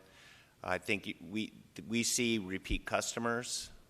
We've already seen one that was asked for fare compliance, didn't have it, was asked to leave, and then shortly after was back on the train again, and he ended up getting arrested for trespassing. So it's to say that we're going to know everybody on a first-time offense is going to be difficult, but I think between the transit unit and Allied Security, they deal with regular customers on the light rail. They're going to know a majority of those passengers that they see on a repeat basis. Okay. I would suggest or recommend that we have some kind of public service that says, you know, we're going to educate you until this date. And after that, you don't get an education. You get a ticket. It's just like when we changed the laws here in Arizona for, I believe, talking on your phone. We didn't have talking on a cell phone. We didn't have that law. And then the legislature changed it, and they said, you know, we're going to educate you for this much time, and then after that, there's no more education. You get a fine. I do think, I understand that there needs to be some discretion, but I think folks think that if they can get away with it, they will. The other part of the plan that we didn't hear about today that I thought I'd heard is that we would have first-time brand new officers be spending some of their time. How does that play into this plan? Madam Chair, members of the subcommittee, so they're not brand new officers. They're officers that are just coming off training. So they do have limited experience, but the experience that they will get by being able to spend time in the transit unit, making those on-view contacts, those self-initiated contacts that are so vital to providing safety not only along the light rail, but benefits us in the community when they learn those skills. Those are the officers that we're looking to rotate on a 4 to 6 week cycle. So we benefit by the extra staffing in light rail, but then we also benefit by getting these officers these extra training before they go to their individual squads to be solo capable in the different shifts across the city. And when will that start? So it's already started. We have 2 that were assigned there 2 weeks ago, and they're going to be there for 6 weeks. Okay. All right. Thank you very much, Councilman Waring. Thank you. So I appreciate what Kevin said. I am in no way saying that every ride on light rail is bad. I will point out, though, maybe it's just me, I've always danced to a different drummer, but I will say this. When I was young, 20, college student, my tolerance for aberrant behavior was a lot higher than it is when I'm toting around my kids trying to go to a ball game. So the fight that might have been sort of an entertaining interlude on the trip down to the ballpark that I tell my buddies about when I get back to the apartment later that night might not be so entertaining if I'm toting my kids around. Then it's not fun or entertaining at all. It's scary. So, you know, where you stand is where you sit, or whatever that old saying is, but I just think Some of these students might be perceiving things differently than someone who's older. I'm not saying right or wrong. I'm just saying that's a speculation I have. I'm probably wrong. I usually am, but I'm not 100% sure I'm wrong on that one. Some of you might be able to relate. Marcus, I think you did say that safety is absolutely a concern. Did you rate that? I mean, is that the number one concern, or are there other concerns? How does this rank with other concerns? So, Madam Chair, members of the subcommittee, Councilman Waring, I would say that safety is always going to be our number one concern. Not only just safety of our passengers, but safety for our staff as well. Safety just in general is always going to be our number one concern. Thank you for that. I feel so validated. So I'm not the only one who's thinking about this. Obviously, I had the callers, but clearly you're polling this, or however you're doing that. These are not homeless shelters. I get that people are getting on these and staying. You talk about repeat customers. I have called, I don't know how many times, about people basically sleeping and living at bus stops all around this city. And sometimes police go and ask the people to move along, and then there they are the next day. That has happened recently. Some people have picked up warrants in the interims, and you guys have arrested them. But bottom line, the repeat customer thing, I think you're going to find is that is a big book of your business. Again, to Jeff Spellman's point, those 13% who aren't paying, you could say there are people who are homeless who are paying, undoubtedly true. There are probably people who can afford to pay who are sneaking on and not paying, undoubtedly true. But I would suspect that the 13% who aren't paying are causing the bulk of your problems. You're going that route already. You're already kind of jumping the fence a little bit. I don't know. Again, I could be wrong. That could be me being bad, mean, stereotyping. But I think that's a bunch of junk. I think you're going to find that, like he said, a few people are causing the problems. And again, the vomit all over or whatever, I don't know how often we're cleaning these things, but the stories I've heard are horrendous. I don't want to write it myself. How am I supposed to pitch it to constituents? To the folks from 19th Avenue who spoke, no, I did not gin them up this morning. I didn't ask them to come. The folks I met with from 19th Avenue, I don't think the two people who identified from over there are the people I have been talking to in the past. I feel bad for them. This is a city-made problem that was brought to their doorstep. This isn't something with the environment. This isn't something with people have decided they don't want to work as much anymore or anything. This is something that was created, that was brought to their doorstep. I know people over there, quite a few actually, more now because of this issue. It's very frustrating. So I feel bad for them. The flip side, though, is, Chief, we have a shortage of officers, do we not?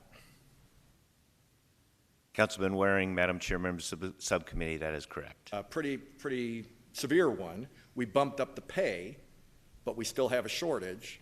So when you take officers and move them around like this, probably, my guess, some of them are coming from District 2, where we don't have any light rail.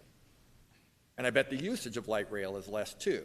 So taxpayers in my district, and by the way, this is where I get into my politicians are people too little spiel, I'm a taxpayer too. I don't like the fact that I am a little bit less safe because you guys have to move officers around to deal with the problem we created to help a neighborhood that's now got a problem that they didn't have before. So that's not your fault. I understand why you're doing it. I'm willing to support this, I guess out of guilt. But at some point, that's not something I can pitch to actual residents who are paying for all this. They get mad. I don't blame them. They're right to be mad about it.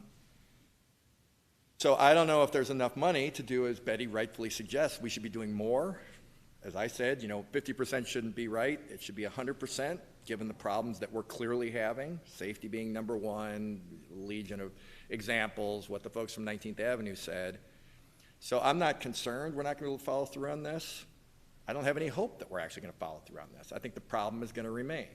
Maybe it'll be somewhat better, but it is really frustrating. Not blaming fun as it would be to blame Marcus personally, that wouldn't be fair, so sorry, Marcus.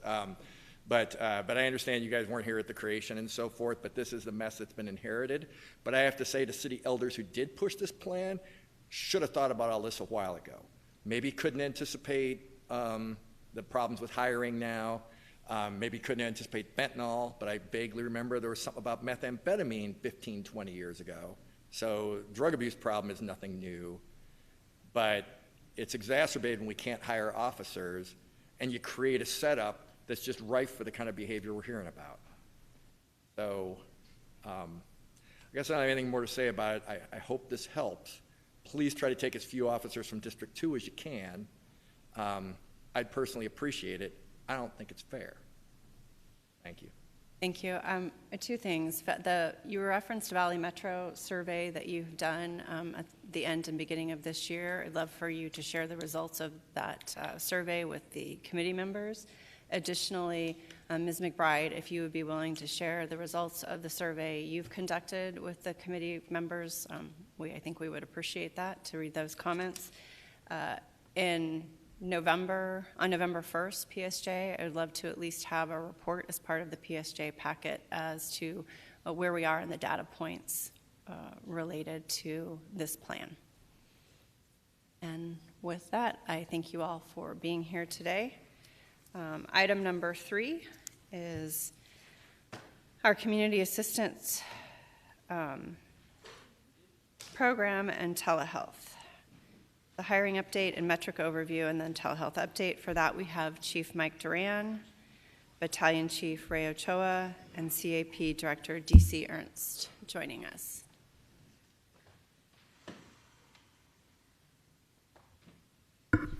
Madam Chair, Deputy City Manager Ginger Spencer will also be joining. Oh, I apologize. Thank you. No worries, she was a late addition.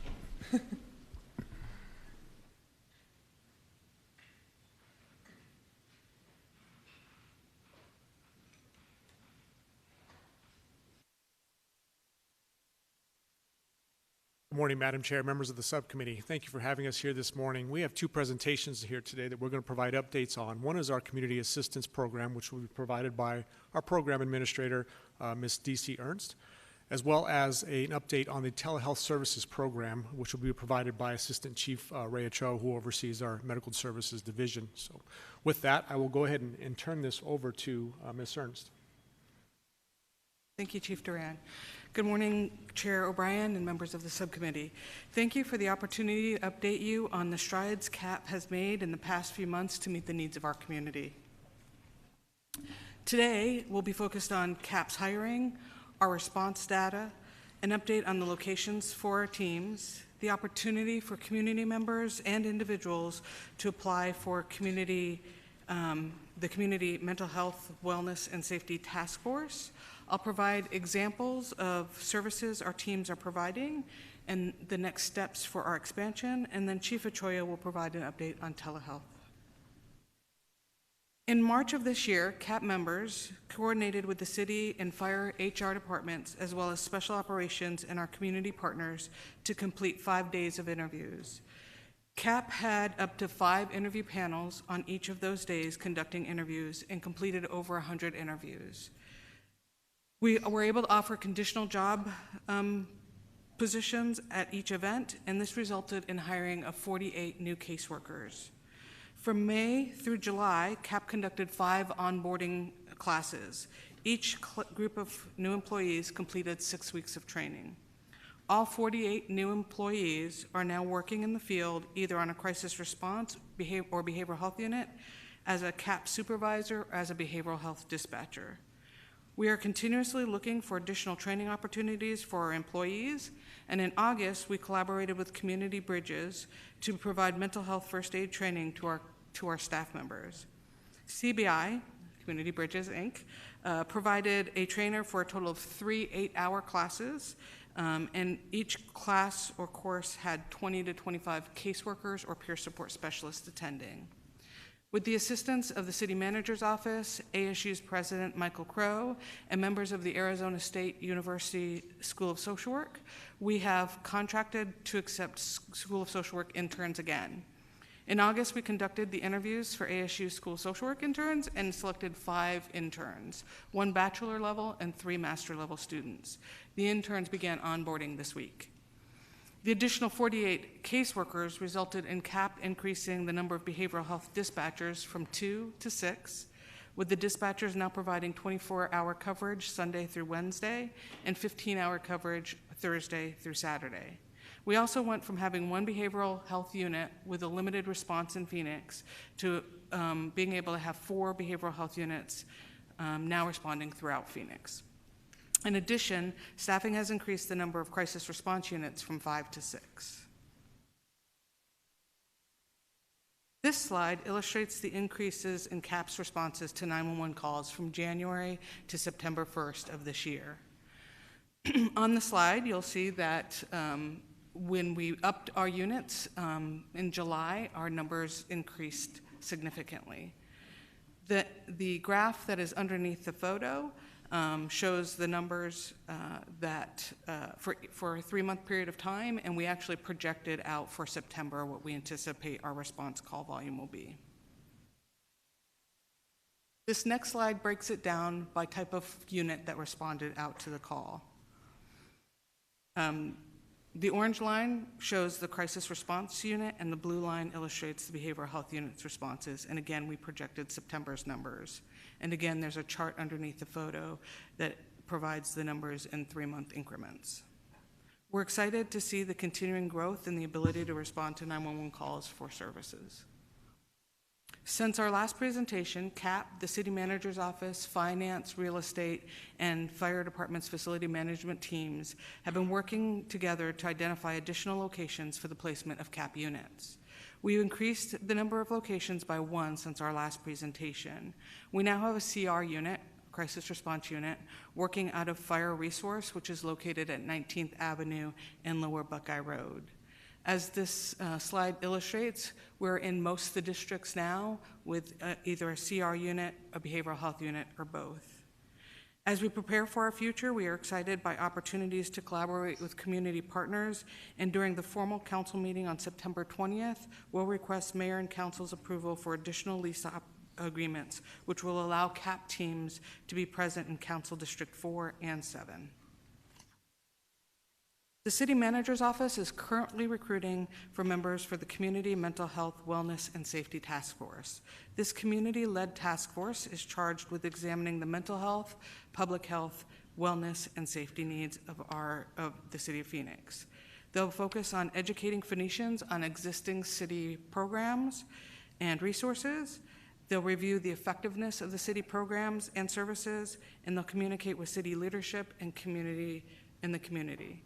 The task force will consist of individuals who have licenses in behavioral health, those who work in substance use and mental health as mental health providers, and at-large community members. Those who are interested in applying, applications must be submitted by September 15th, and applications may be found at the website found on this slide. Before we move to the next steps for CAP, I'd like to share with you some examples of the types of services our behavioral health teams have been providing. The first example is someone called 911 to report that there was an individual on the side of the road who, quote and unquote, was acting strange. A behavioral health team was dispatched out and located that individual. Through time and building trust, they were able to help that individual identify some immediate needs. That individual was scheduled actually for an interview that day. They described themselves as being unhoused and having recently used substances. Our team was able to build the type of trust where that individual agreed to go and get some services that day. That day we were able to take him to a community partner. He was able to get a shower, an ID, and some food. And at the end of our communication with that individual, they were ready to go and do that interview, and they were really grateful for the services that were provided.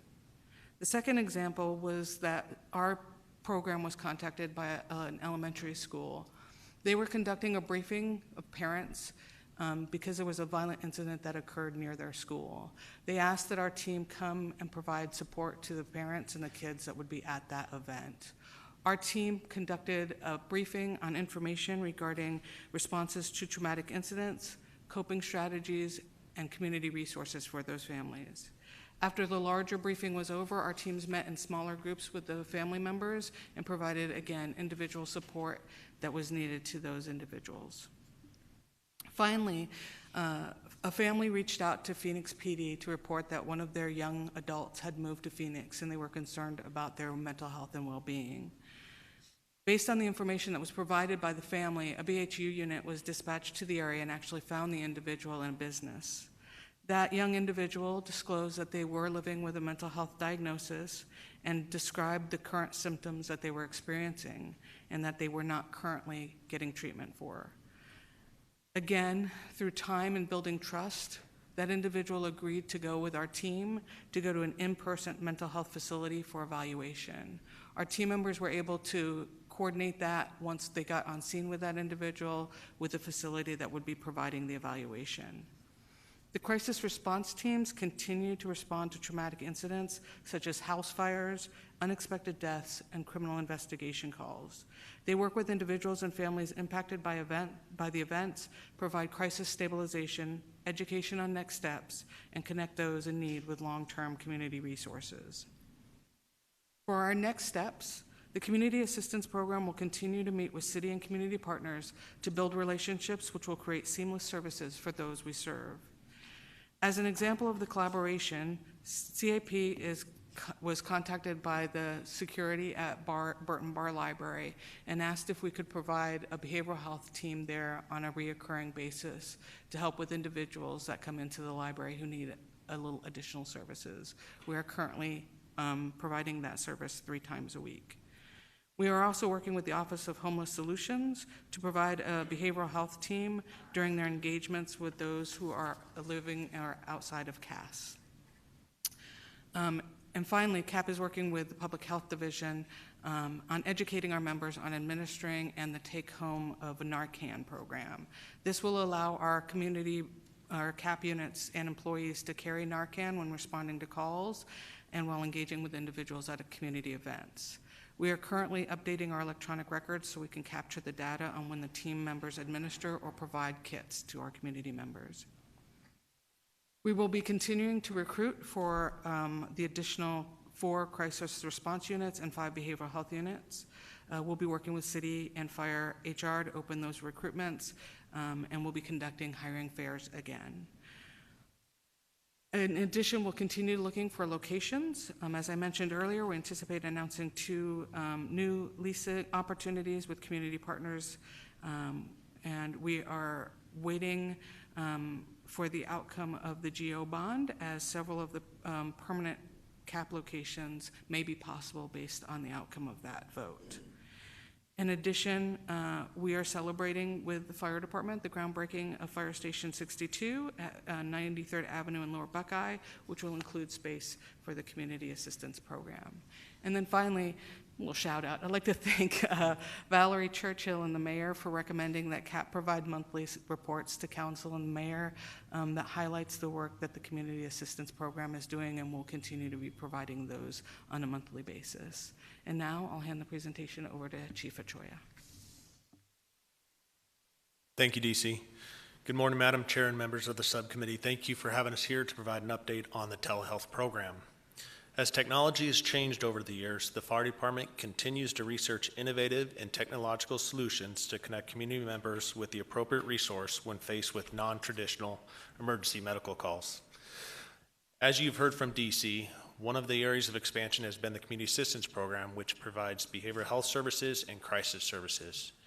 In parallel to the CAP, the Phoenix Fire Department has actively been exploring the ability to provide a telehealth solution for the community for non-emergent low acuity calls. Our goal as a fire department is to develop a comprehensive response system where the CAP and telehealth services can augment the traditional fire and EMS response model. In February of 2022, the City Council approved contract with MD Allied to provide telehealth services for the fire department. These services are a new approach utilizing cell phones and other smart devices to offer 911 callers the option to connect with an emergency physician virtually within minutes. From March of 2022 to November of 2022, a workflow and protocols were established through collaborative efforts of the fire department's medical director, our medical services division, our technical services division, our CAD team, and MD Ally. In November of 2022, training was conducted for all the regional dispatchers in the dispatch center on those protocols and the workflows. On December 6th, the fire department launched its initial phase of telehealth, the capability to divert low acuity calls from our regional dispatch center to a telehealth provider. From December 6th to August 30th, the dispatch center successfully transferred 296 calls to an emergency physician. While these numbers compared to the department's overall EMS call volume appear low, we saw the callers connected with various resources meeting their needs. For example, instead of being transported to the hospital, a caller was able to get their medications refilled and delivered to their residence. Callers were also able to be referred to an urgent care or a provider and provided transportation to those facilities. The fire department is optimistic as we move into phase 2 of the telehealth program. This phase will allow our first responders and the community assistance program to connect patients with these services while on scene. Currently, department-wide training, including the CAP, is ongoing, and we expect to go live in October. The next steps are to continue the data collection of telehealth services and overall program evaluation. Telehealth provides an alternative tool in our service delivery that allows the community to connect with the local broader healthcare network. The program aims to provide 911 callers with the proper care in the right place, which sometimes may not always be a hospital. I would like to add that the fire department's collaboration with MD-Ally is creating a one-of-a-kind, comprehensive system of services that includes the ability to provide prescriptions, substance abuse counseling, mental health services, including subsequent visits, urgent care and provider visits with transport, post-discharge care and follow-up, dental care, and social services. Telehealth is a part of the overall strategy for the fire department to reduce impacts to the emergency response system and connect the community with the appropriate resources. The department is an early adopter of this program, and we continue to develop and work on the integration into our response system. Our plan is to come back in the coming months to report on the impacts of phase 2 and the overall telehealth program. That concludes our presentation, and we'd be happy to take any questions. Thank you. Questions, members? I just have one. You did mention that 296 calls seemed small. However, I would like you to talk about how significant that can be given the statute that requires us to transport when requested. So from the Madam Chair, members of this subcommittee, yes, with the statute change, we did work with our medical director and legal, and that statute does allow us to provide an alternate resource or alternate destination. And since they are seeing an ER physician, that we do meet that statute and criteria. And because of that, that helps our transport times and makes our resources available to other folks in the community, correct? Madam Chair and members of the subcommittee, yes, that is correct. We are connecting them with the resource, allowing our units to remain available for the next emergency response. Excellent. Well, I appreciate you all the hard work you've done to do, I know, a ton of hiring and a ton of training and make sure that we're providing the most comprehensive services to all of our community members, whether it's a crisis, behavioral health, or medical, or fire. So again, thank you for your service and all the efforts to get us where we are today. Look forward to hearing more great things about what you all are doing. Madam Chair, we do have one speaker for this item. I apologize. Public comment? Shannon McBride is our speaker. Oh, you wanted to speak at the end of public comment? Oh, okay. My apologies. We will. No worries. We will have you speak at the end of the meeting. Okay, then thank you so much. Item number 4 is school safety, and we will have Assistant Chief Osborne and Commander Garza for this item.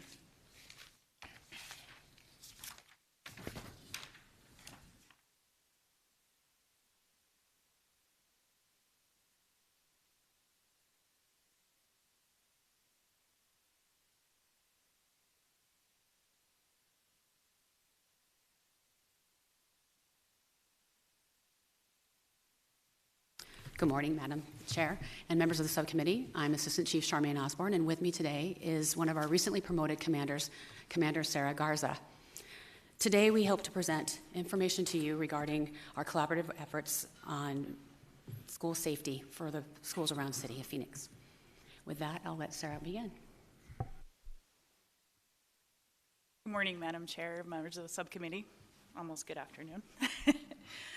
Thank you for the opportunity to present on our recent progress to keep our schools safe and in placing SROs and SSOs into schools.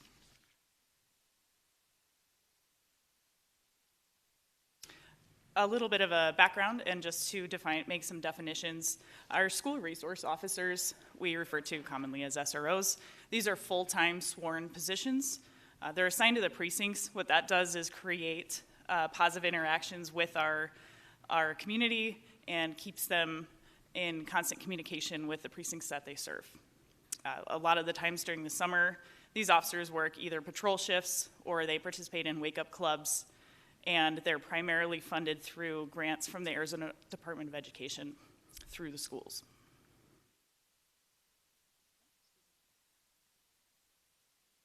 Our school safety officers, which we refer to as SSOs, are off-duty positions. These are coordinated by off-duty coordinators, and they serve the same function as SROs. So they are on campus, they're fully sworn, and they provide school safety to students and staff on campus. The goal of this program is to strive for consistency. What I mean by that is that if an officer has days off of Tuesday, Wednesday, Thursdays, perhaps they work at a school in an SSO capacity on Tuesdays, and we try to keep that same officer there every Tuesday so that the students and staff can get to know them as well as form those connections, which is one of the main goals of the SRO program, is to form those positive relationships with the students and staff and law enforcement, bridge those connections. These positions are funded largely by a new Arizona Department of Education grant called the Stronger Connections Grant. It's new this year. So several of our schools in Phoenix applied for and received this grant. A lot of our schools also use district pay to fund these positions. Here's a snapshot of the coverage that we've had from last year, and you can see the progress that we've made this year. So in school year 2022 to 2023, we had 64 assigned school resource officers. These are the full-time positions, which covered 71 schools. And we're happy to say that in this current school year, we now have 69 assigned full-time SROs that will provide coverage to 80 schools. Some of the main factors in placing SROs into the schools with the addition of these 5 new SROs were preference was given to high schools. We also looked at calls for service and the ability to share schools in a regional model. I think this is important moving forward, that we continue to share schools due to staffing models. We have to adapt as well. Here are some numbers that we have. So of the 53 schools in Phoenix that received ADE grants and requested officers on campus, here's where we're at. So we have 9 of the schools received an SRO, 17%. 35 of them have SSO coverage. Some of those are regional model as well. We're exploring one of these schools to be covered with quarterly volunteer hours through our reserve program. Only 6 of the schools do not currently have sworn SRO or SSO coverage. And 2 of our new requests were legacy schools that were previously covered and previously approved to have SROs that we've now filled with those positions. These schools are covered 4 to 5 days a week, so they have a lot of coverage throughout the week. I think it's important to note that 89% of the schools that received grants for this grant cycle are covered by sworn Phoenix police officers. Of the total requests, this number includes our legacy schools that were previously covered. So 124 schools in Phoenix received ADE grants or requested sworn officers in their schools, and we were able to cover 95% of these requests, which I think we've already discussed staffing.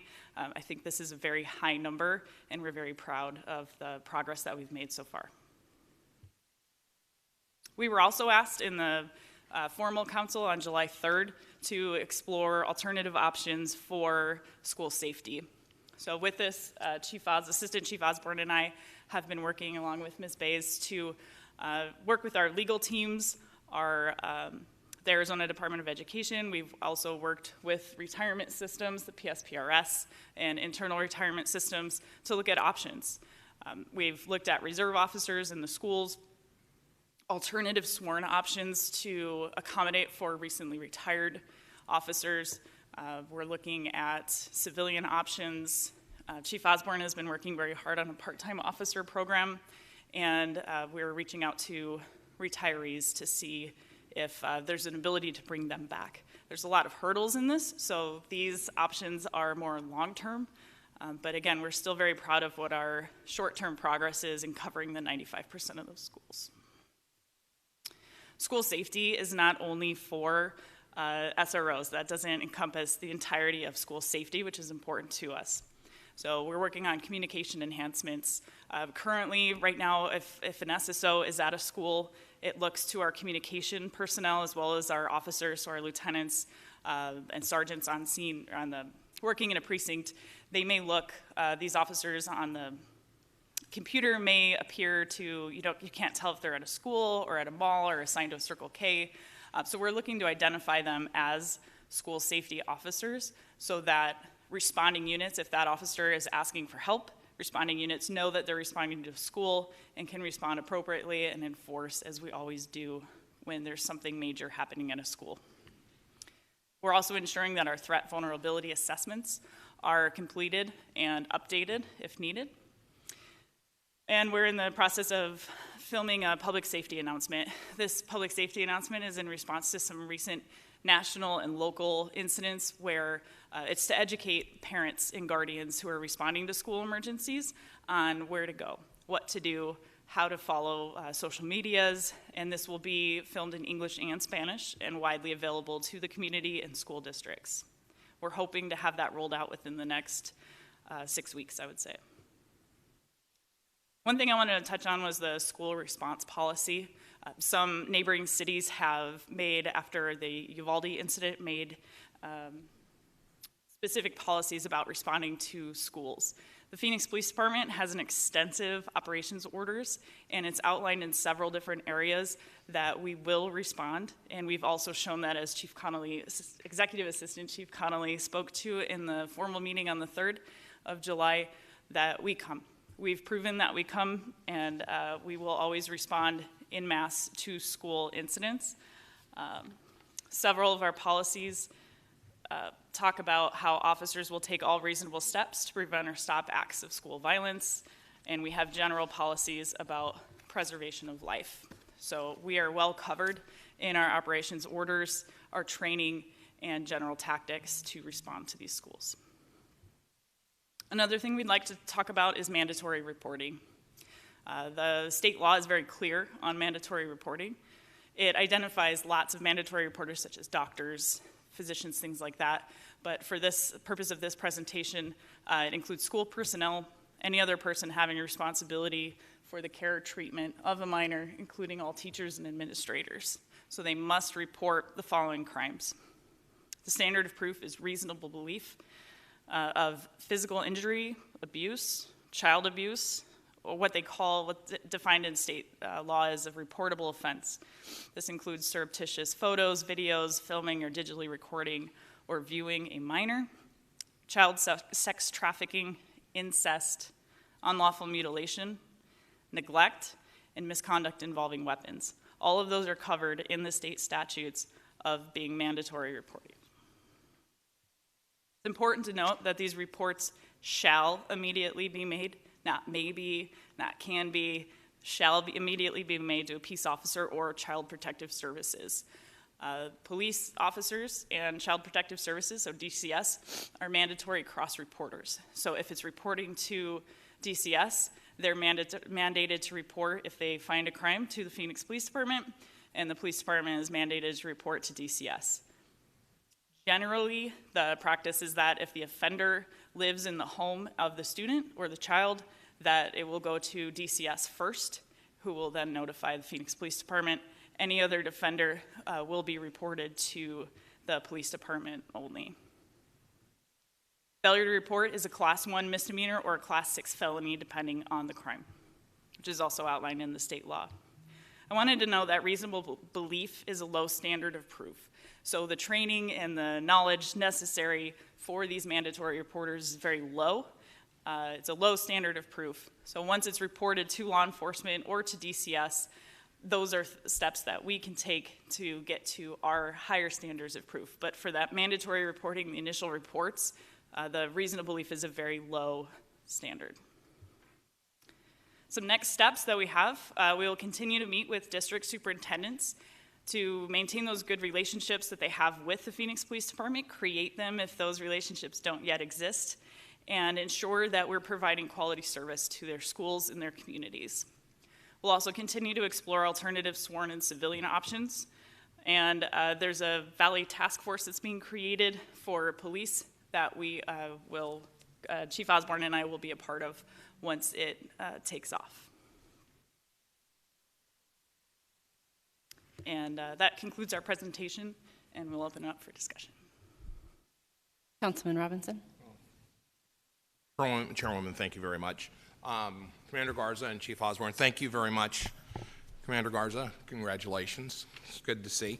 I do have a couple of questions, and I'm just trying to make sure that I'm understanding everything that we're talking about. Looking at the SRO coverage, and I'm looking at 2022 through 2023, 64 SROs at 71 schools. Is that how many schools have actually requested SROs? Because I saw some numbers where I thought it was north of 80 schools were requesting SROs. And I'm just looking for clarification. Have the numbers changed? Yep, Madam Chair, members of Subcommittee, Councilman Robinson, yes, the 71 schools was what we covered last year. As far as new requests, I believe we were only at 53. The math was a little difficult and a lot of this, some of these weren't even formal requests to the police department just yet. In fact, 2 of those schools only just contacted us yesterday, but the Arizona Department of Education provided us with a list of schools that received the grants. So we've only had 2 months to work through this, and we've been working through it and getting through that. So we believe the number is 53 that were the new school requests on top of the legacy schools, the legacy 71 schools that we covered last year. Okay, that's what was covered last year. Then, yeah. Okay, if we could, for a future meeting, Madam Chair, if it's okay, can we really nail down those numbers? Because I thought there was more schools than that were actually requesting SROs. That's what I thought. That's what I read. I didn't bring all the stuff with me, but I'll look at it. I just want to make sure we are responding. You know, obviously the number one thing we want to do is make sure our kids are safe. And to that end, the next question I had was kind of goes along the same lines. The new school request, well, I think we'll answer that question with that. I'll hold off on that. The other question I had deals with the alternative options with either school resource officers or school security officers. What has been the response from the reserve officers with actually fulfilling some of those SSO roles? Madam Chair, members of Subcommittee, thanks for the question. The Reserve Officer Program, I think we've received about 6 officers that were interested in that. With the numbers of their voluntary hours, volunteer hours, we'll be able to provide some coverage. Okay. It's not ideal, but it's not terrible. Well, thank you. And along, still sticking with the alternative options and such, I know you're in discussions with looking at reserve officers, retired officers, and things like that. If we go down that route, would they still be eligible for, or would the city be eligible for repayment for those positions through the Department of Education, or do we have to go a different route on that? If they're full-fledged officers, the Arizona Department of Education does meet that amount of money that we would get for the school. But if we're looking at something for reserve officers and such, would that necessarily still be the case? And I'm trying to understand this more completely. If there's more that we can possibly do, I think we as a council would love to be able to do those things. So I'm just trying to make sure we understand. So if we're able to use retired officers, let's say, they would not necessarily be full-fledged police officers. So the freight of their salaries, who's going to carry that? Go ahead. I was just going to say, Madam Chair, members of the subcommittee, some of those questions we can't answer quite yet today because that's part of the research that we're still conducting. The grant that currently exists will cover, as Assistant Chief Osborne was alluding to, sworn officers who are fully credentialed as peace officers. What we are exploring is alternative options to either bring back retirees in different capacities. It could be a civilian capacity, it could be a sworn capacity, and we're exploring all the nuances of the impacts that it would have on either their retirement system or their pension payments if they're receiving those, or also if we would actually be able to use the grant funds. In the case of civilians, those would not currently be allowed under state law, but there would be an opportunity to explore changes to potentially allow for that. But we haven't gotten far enough along in that process to really make those determinations at this point. Okay, thank you. And I take it we're working with the Department of Education, obviously, in a robust manner to really figure out what they do have available. I was down in Tucson this past week for the Arizona League of Cities and Towns, and several folks were talking about using Department of Education grants to fulfill those positions. So that's what I know they have additional grants is what I'm saying, and want to make sure we're exploring those opportunities. Madam Chair, members of the subcommittee, we have met with the Arizona Department of Education, and those are things that Madam Chair is on a statewide task force to help with some of those options. The AD has alluded to that they will be working, look forward to working with her and us in the future for those alternative options in future grant years. Okay. And thank you very much for the answers. I do appreciate it, and I appreciate any additional things we will do, Lori, or additional questions that we can get answered for us, because I think funding is going to be a real big part of it. Where's it going to come from? Whatever source we happen to use, whatever we decide to do. So if we can keep that in the back of our minds, and I say that because I think everyone will agree that keeping our schools safe is of the utmost importance to all of us. And I know just in reading the reports I've received in the last few weeks, we've had at least 4 kids with guns at schools. And whether that's making mainstream media or not, I don't know, but I know I get those reports. So clearly there's an issue, and we want to do everything we possibly can to ensure that any school that's running into those issues, that we're addressing those, that we're there to hopefully address the problems more appropriately, I guess. Okay. Thank you very much. Thank you, Councilman Robinson. I heard a term recently called a regional resource officer. Is that something we are utilizing, or could you explain to us what that means? Madam Chair, member of subcommittee,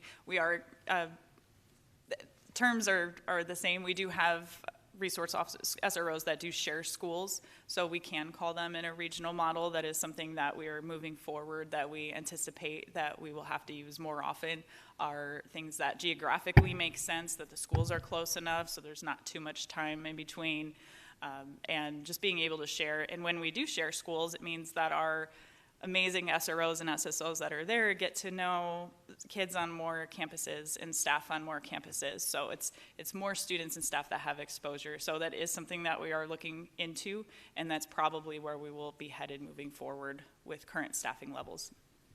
So in the model I hear you talking about, though, that would be, I'm going to use my community as an example. The K-8 is probably a half a mile from the high school. So if they shared an SRO, maybe the SRO is at one school 3 days a week and 2 days a week at the other one. Is that what you mean by a shared SRO?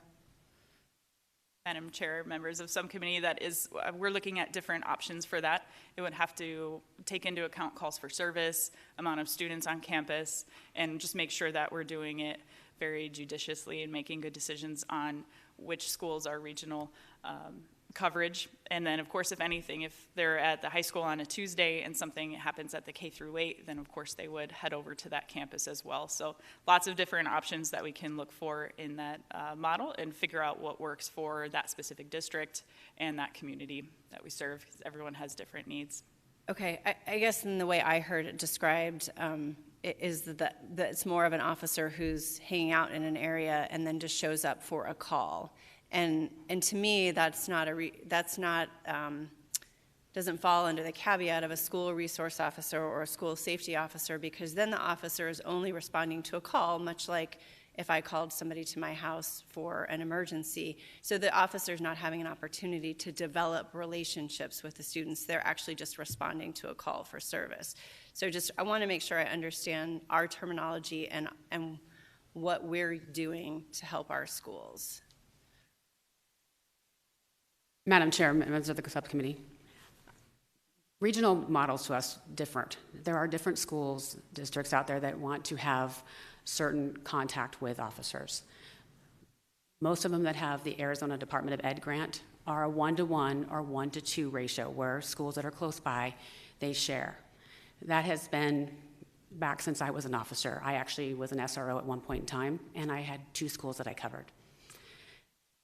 Some districts are district pay, and they're asking for an officer to be in a geographical area where they don't actually sit on the campus, but they'll respond to calls for service at those schools. That's more of what we consider our regional model. Our regional model would be more where they would cover more than 2 schools, but that right now is not covered by the ADE grant. It's only covered by district pay. Does that answer your question better? That does help to clarify that. So because I do believe strongly in our SRO model, and the point of that model is for our kids to develop positive relationships with our officers and understand that, they are people, and they're there to help you whenever you need help, or to have lunch with you, or to celebrate a success. So I appreciate that definition. In the 95% we have covered, those schools, they have a resource officer 4 to 5 days a week in those 95% of them? Madam Chairwoman, yes, that would be correct. Okay, great. I am, unfortunately, as with other things, we're short-staffed. I wish more officers would come and work for us. I believe we have the greatest police department in the greatest city in the country, and that would certainly help us in a lot of areas, but most importantly in keeping our children and our families safe. I applaud the work you're doing. I would like to say I am sitting on that statewide school safety task force, and they're meeting again later today, and we are trying to work through all of the barriers to bring back some of our sworn staff, I believe, that would come back and would want to serve in the capacity of a school resource officer. Some of the rules and procedures and state laws that are set up today were developed at a time when officers were aplenty, and those days have long been gone, and it is certainly time for us to reevaluate where we are and what kinds of rules and policies and statutes we need to have in place to ensure like I said, our children and our community members can continue to be safe. And I believe that the task force that's been assembled by Superintendent Horn has the appetite to make those changes. So I look forward to continuing to serve on that. Any other questions or comments? Seeing none, we have item 5 is our, thank you both ladies for your work, police hiring, recruitment, and attrition monthly report. It is on here for info only unless members have questions. Okay, I see no, oh, did you have one? No, I was going to say. Oh, go ahead. No, I did not. No more questions. Okay, I apologize. Do we have a public comment? Yes, we do. Now Shannon we have McBride. Shannon McBride. Now you can come up.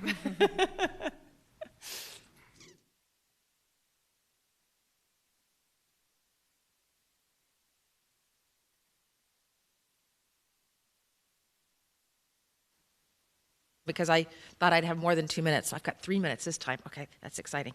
So quick, some just other comments I wanted to make sure I clarified. One, I wanted to mention that the Valley Metro surveys, they're surveying riders, a percentage of riders, and that's great.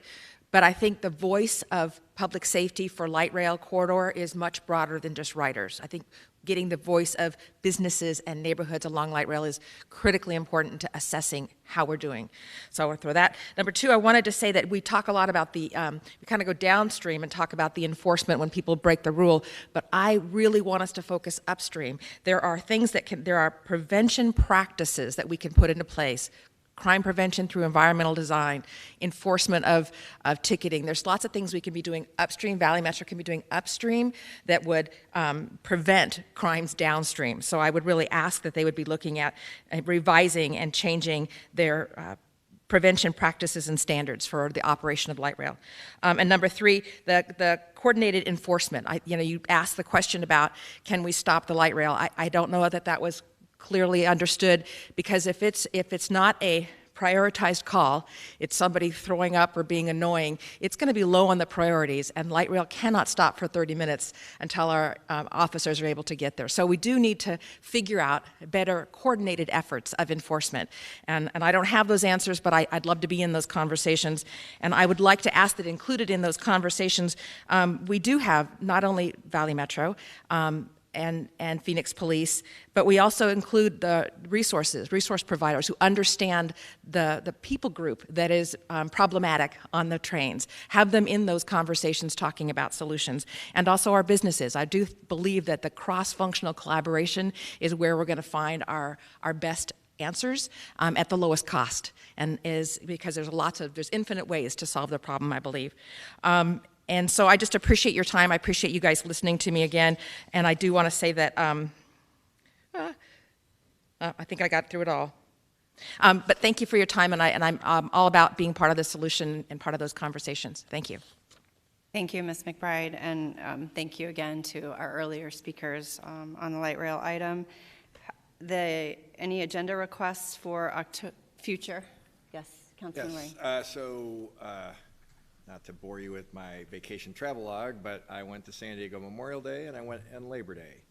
Memorial Day, it already bad situation with the homelessness that had deteriorated badly, even worse than it was before. This time, they had taken action shortly after I had been there, and it was like an entirely different city. Not all of it, but I mean, it was a shocking difference. So I have talked to our staff about this. They are talking to San Diego. What did they do? I'd like an update of that next month. And frankly, specifically, what are they doing? What court cases do they have where they can make this kind of change so quickly?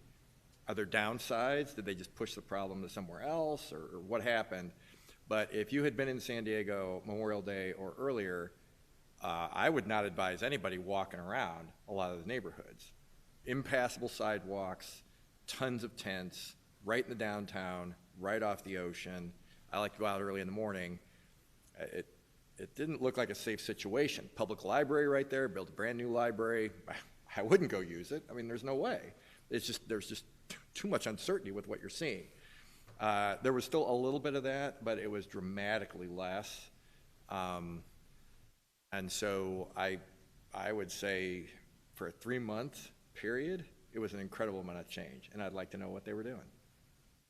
Okay, we will put that on our list of agenda items. Councilman Robinson. Thank you, Madam Chair. For a possible agenda item, more on the police hiring efforts.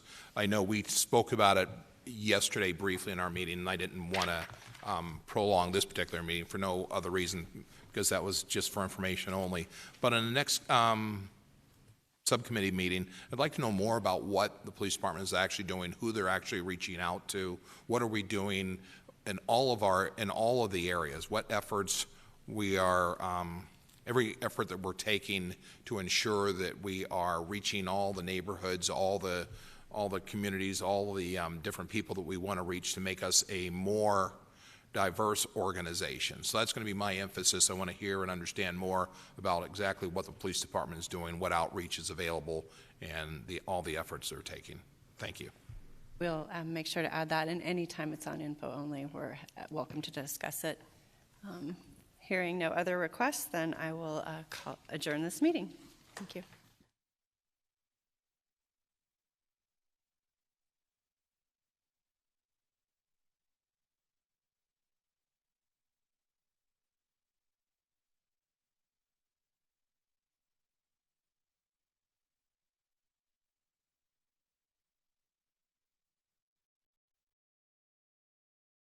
Make a good Christmas for those kids who wouldn't normally have had anything at all. So it's things like that that you remember. You know, obviously there's a lot of other things that go on in being a police officer, but the stories that resonate the most with me have been the ones where I witnessed police officers truly demonstrating their humanity and helping their fellow man. You know, I think the easiest way for people to show their support to law enforcement officers is something I do every day. When I see a police officer, I wave. You know, I think that really resonates with the officers. You know, they wave back, they're happy